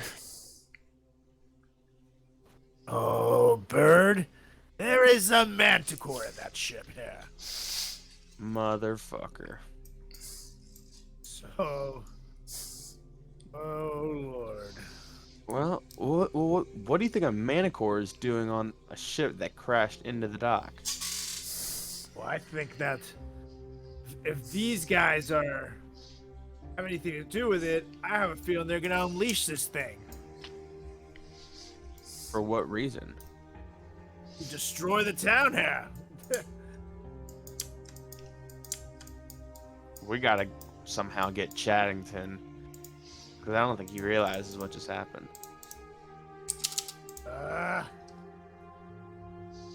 I have no idea how to find it. Perhaps. Here, let me. I'm gonna walk my way over. I'm gonna try to sneak over to where the. With Wilmore's passive are. perception, he would have heard the roar also. Okay. Okay. Did it catch his attention at all? That's up in to any him. way? I look over. I go, huh? Chaddington. And then I say to the bird, "When are we going home?" Cries back out to you in common. I'm almost done. How is the boat docked? It's got a rope tied around to the south end of it, and it's tied around to the dock there. And I'm the only one on it. There's another one that was on it at the time, but yeah, he's about to probably hop back off and start grabbing more boxes. All right, I go, more boxes. Yep. Yeah, more boxes. I untie the fucking boat. All right, give me a sleight of hand.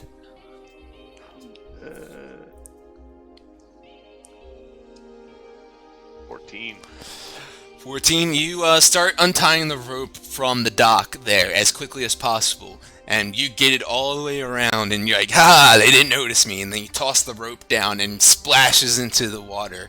And they look over at you. Success. I go, wow! Oops!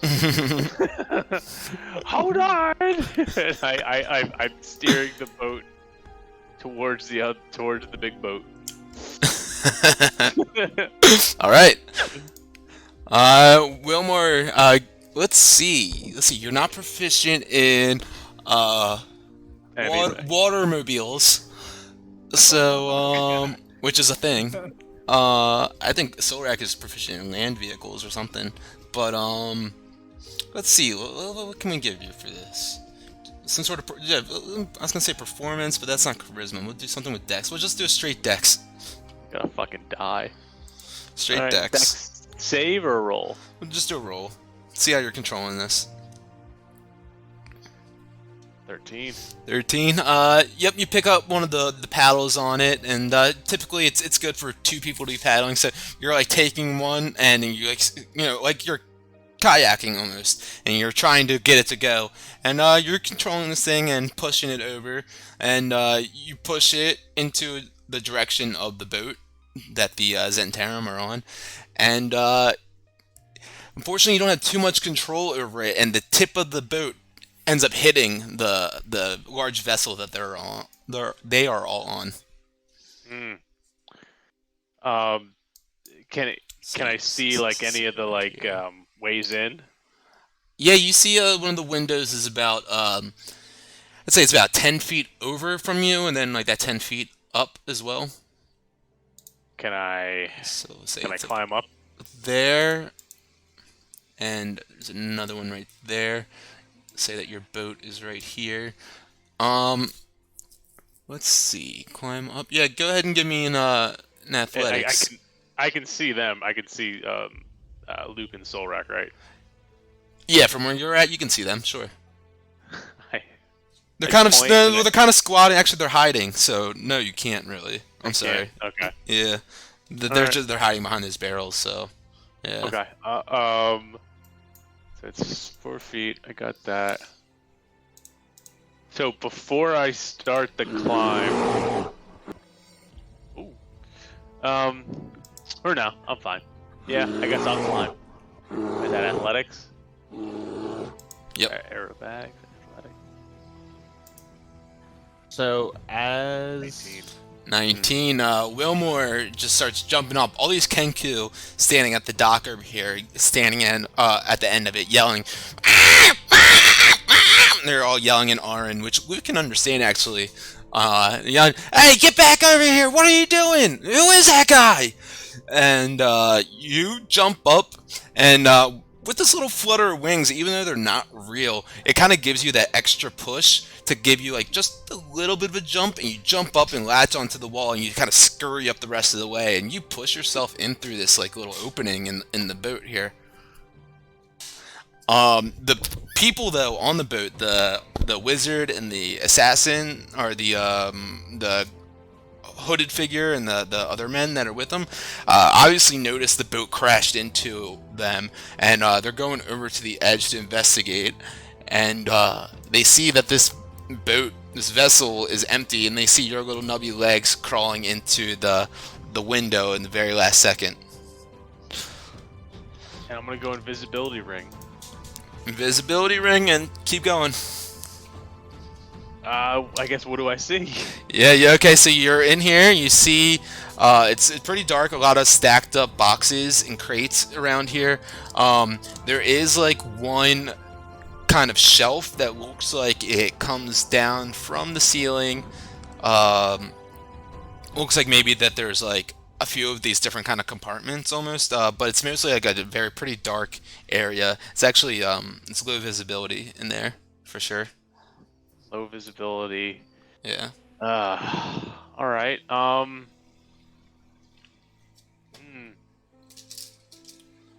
visibility, I'm in there, there's a couple crates. I mean, I guess I have to open the crates. Yeah, go ahead and you start popping stuff open. No, I don't. I don't. I'm just invisible, and I just go. I go up towards the window up here. I just kind of sit there.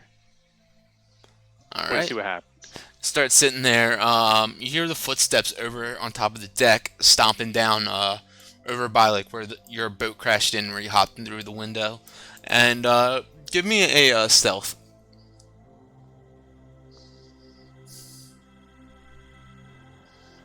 Boom. Cool. Yeah, you sneakily you creep over to the other side of the boat without making any kind of creaking noises or stomping too loudly or anything.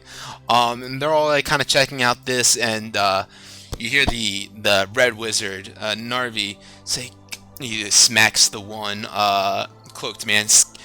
Go check that out, fool. So you hear stomping overhead, footsteps. They kind of sound like they're approaching closer to your area now. And you see a little bit of light shining through the base, the whatever you call this area of the boat, the deck. Yeah. I don't know, whatever the subterranean level is. I guess it's not terranean because it's not under earth, but anyways, you know what I mean. A little bit of light starts shining through here, and you can see a little bit better, and you start hearing footsteps approach down there. I'm just chilling invisible. Chilling invisible. This man starts searching throughout the crates, through every corner, looking high and low, and doesn't seem to see you. And he starts coming back up on top of the deck, and coast is clear, boss. I don't see anyone.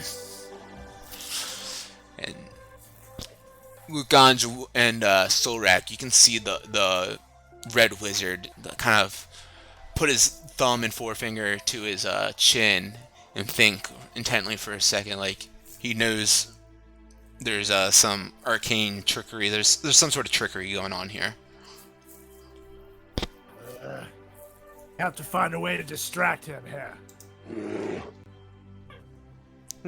I grab I'm gonna grab one of the pears in front of me in this buckets here, and I'm gonna throw it into the boat and try to like make a sound to distract Arby's attention. Okay, go ahead and make a dexterity check. You're gonna add your proficiency bonus to this too.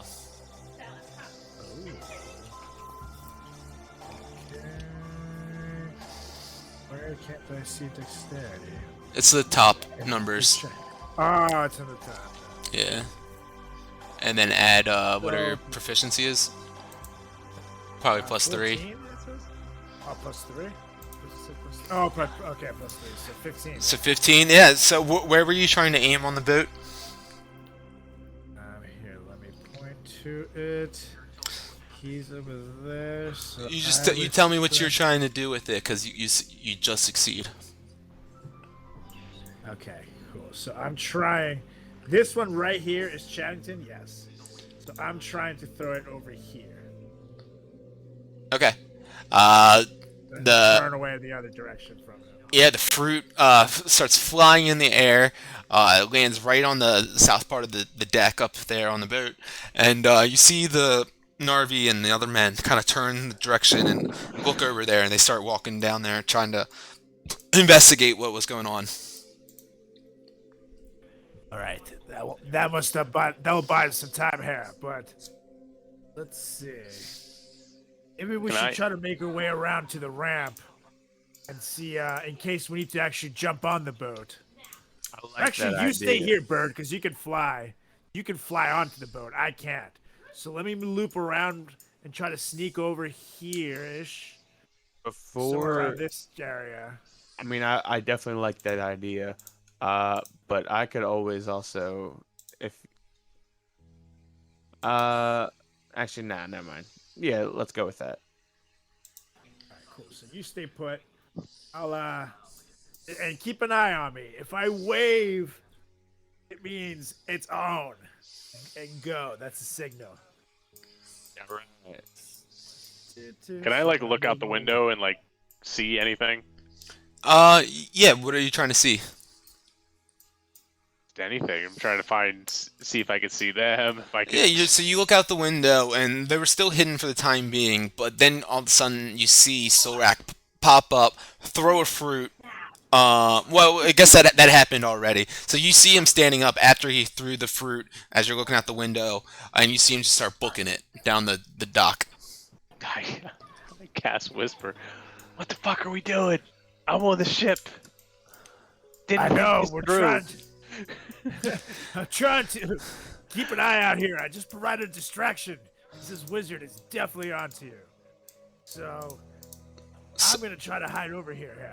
Solrak, as you get closer to that boat and there's a crowd starting to form around the one on the west there, you see come bussing out of the bottom level a human-headed kind of lion-winged flying beast that just comes roaring out of it.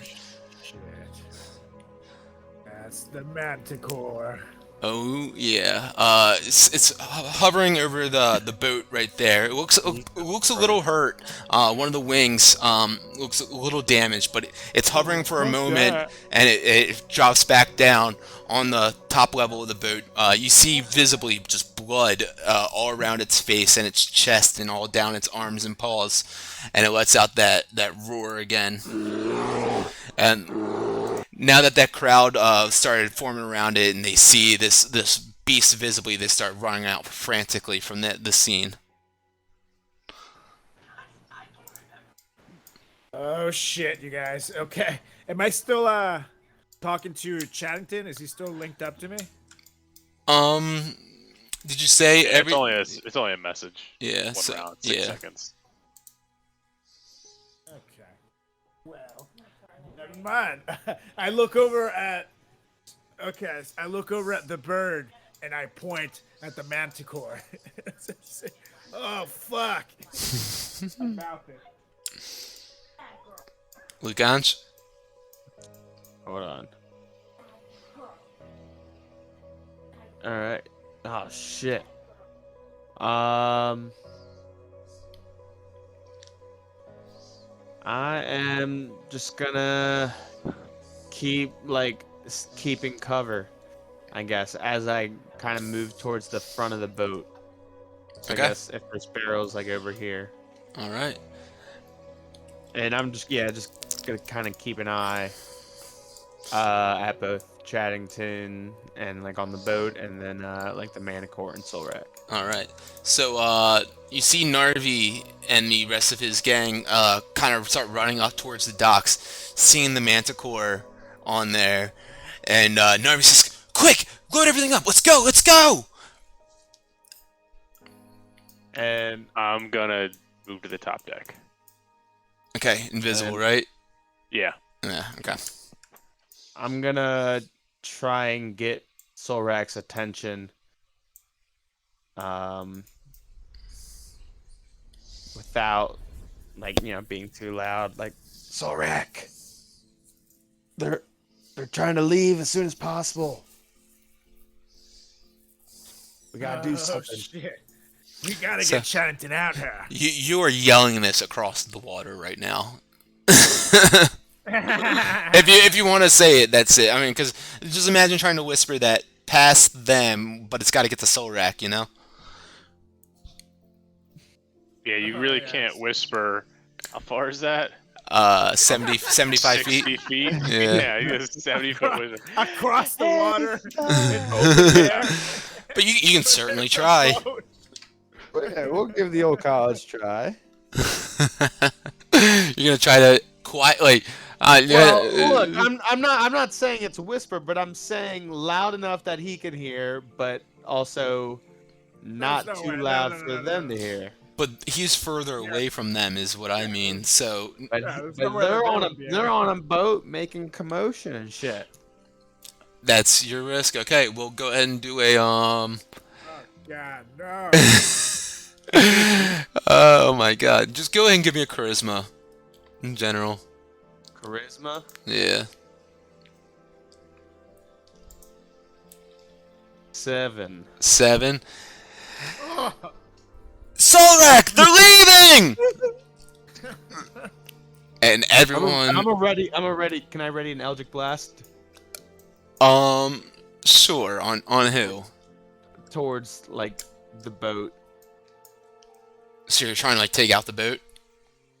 Not just like I don't know. Like if I were to see someone pop up, like one of their guys, like I just want to be like, pow. So right you want to direct at one of the guys?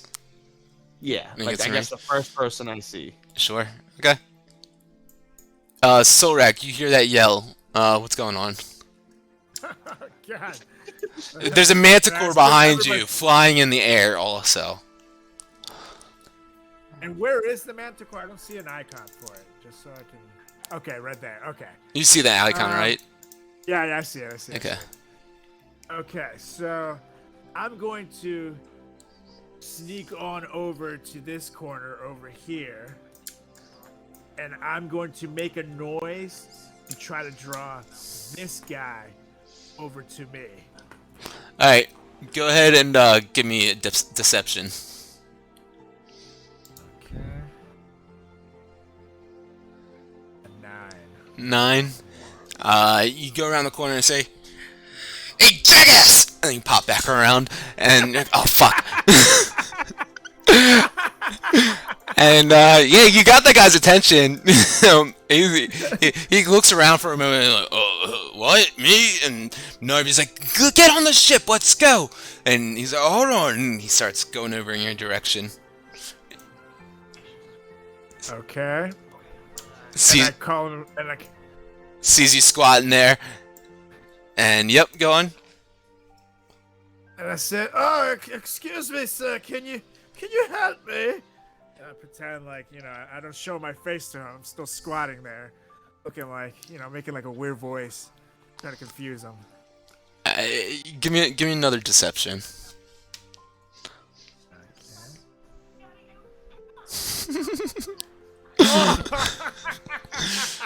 What'd you roll? A 2. Oh, 2. can't even help you if I wanted to. Nope. He pulls out a heavy crossbow from his back, and he aims in your direction and says, "What are you doing?" He starts slowly backing up from you. Is Boss! there anything on the ship I can sabotage?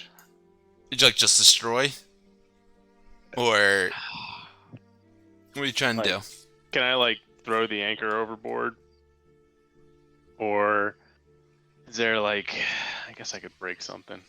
Nah, but you can go ahead. I guess I could see what's going on with Solrak now.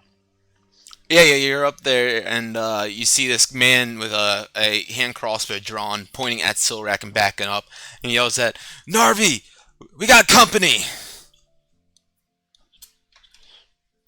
And you see, there he's still like shuffling like the rest of the crew onto the boat. "Hurry up down there!" He calls down to the guy that's got his crossbow drawn on you. I'm gonna start trying to throw the anchor overboard. Oh my god. Yeah, strength. Well, I guess first I'll try. Give it a shot. 16.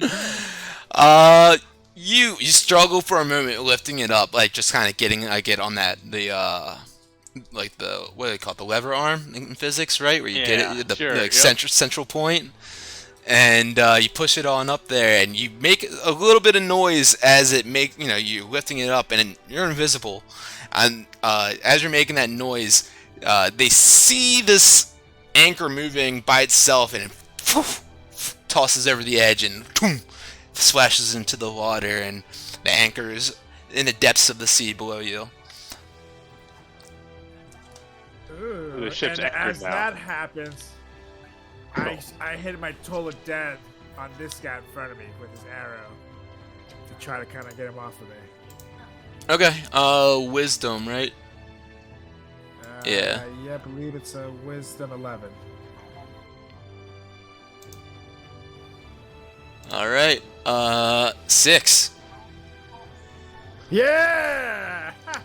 Finally. Yeah. So, right now, what happens after he actually gets hit with it? So you roll what's it, a D8 damage, right? Yeah, 2d8. Yeah. 2d8. Yep, that's right. A 2, great. Oh wow. Useless. He this ghastly looking bell just hovers over his head and starts tolling out, dong dong dong. You see him start like grabbing his head and like it's like racking his mind a moment. He starts like, you know, looks like he's in pain and hunched over. He's like, "Boss, we have company." And that's what we'll call it for And tonight. that's that. Alright, perfect. Love it. It's on, y'all. It's on here. It's gonna be a long fight. 1, 2, 3, 4, 5, 6, 7 people plus a manticore. Yeah, the Manticore Oh, is the Manticore is just hurt. there. Yeah. Just hanging out. Yep, he's roaring all about. He's he's definitely hurt, or else he would have made it a little bit further probably. But yeah, he's one I'm about to get way. my ass kicked on this fucking ship. I'm excited. But so the ship is anchored right now. The ship is anchored. Yep. It's not going anywhere. Okay. Yep. But you definitely drew their attention. Yeah. Yeah. Okay. Yeah, because I'm invisible until I do an action. I guess that was an action, so I guess I'm visible. Or am I? I don't know. I'll let you decide that. Yeah, because we had to. Yeah, because it wasn't just like a free action, like something like you could just grab something. It was like something you Yeah. actually had to physically do. So yeah. So you drop the anchor over the edge and go, "Oops." And, like And then just just standing looking there. at me. Yeah. And yeah, so good shit, guys. That was a fun one. Guys are in the Dockward district of Waterdeep, checking out these Zentarum dudes and this Red Wizard are up to. Also caught an eye on some Kenkus up to some shady shit. As Solrak mentioned, you got this Manticore on this boat who he broke free from his whatever's going on in there. And yep, you guys met up with Harthos, got some information from him about his giant slaying greatsword that you guys can hopefully accrue from his son Harthul. And yeah, we'll pick it up next week, if we are playing next week, that is, right here at the Dockward on this boat, after Solrak just got these dudes' attention with a Toll Dead. For a big 2-hit boy. Yeah. That's right. Big hitter, I'm Soul around next Rag. week, so- He hit it though. Oh, He did. Yeah, That was the did first hit it. time he hit it. Yeah, buddy. Beggars can't be choosers. Right? That's right. Awesome, guys. Thank you again so much for joining me playing tonight in this lovely game of Dungeons and Dragons. That was a good one. Thank you. Feel free to continue the roleplay, any chat in the Discord, or if there's anything else that you guys think of that you want to continue on doing after we pick up again. And yeah, I'll see you guys again Don't next forget week. to tune in, because we'll be back for another edition of Goblins Under the Stairs here. Yes, sir. You're a goddamn right. So, yep, go ahead, take a nice short rest, and watch out for those goblins under the stairs. Good evening. Good evening, y'all. Guys. Take it easy. See you guys. Peace. Goodbye for now.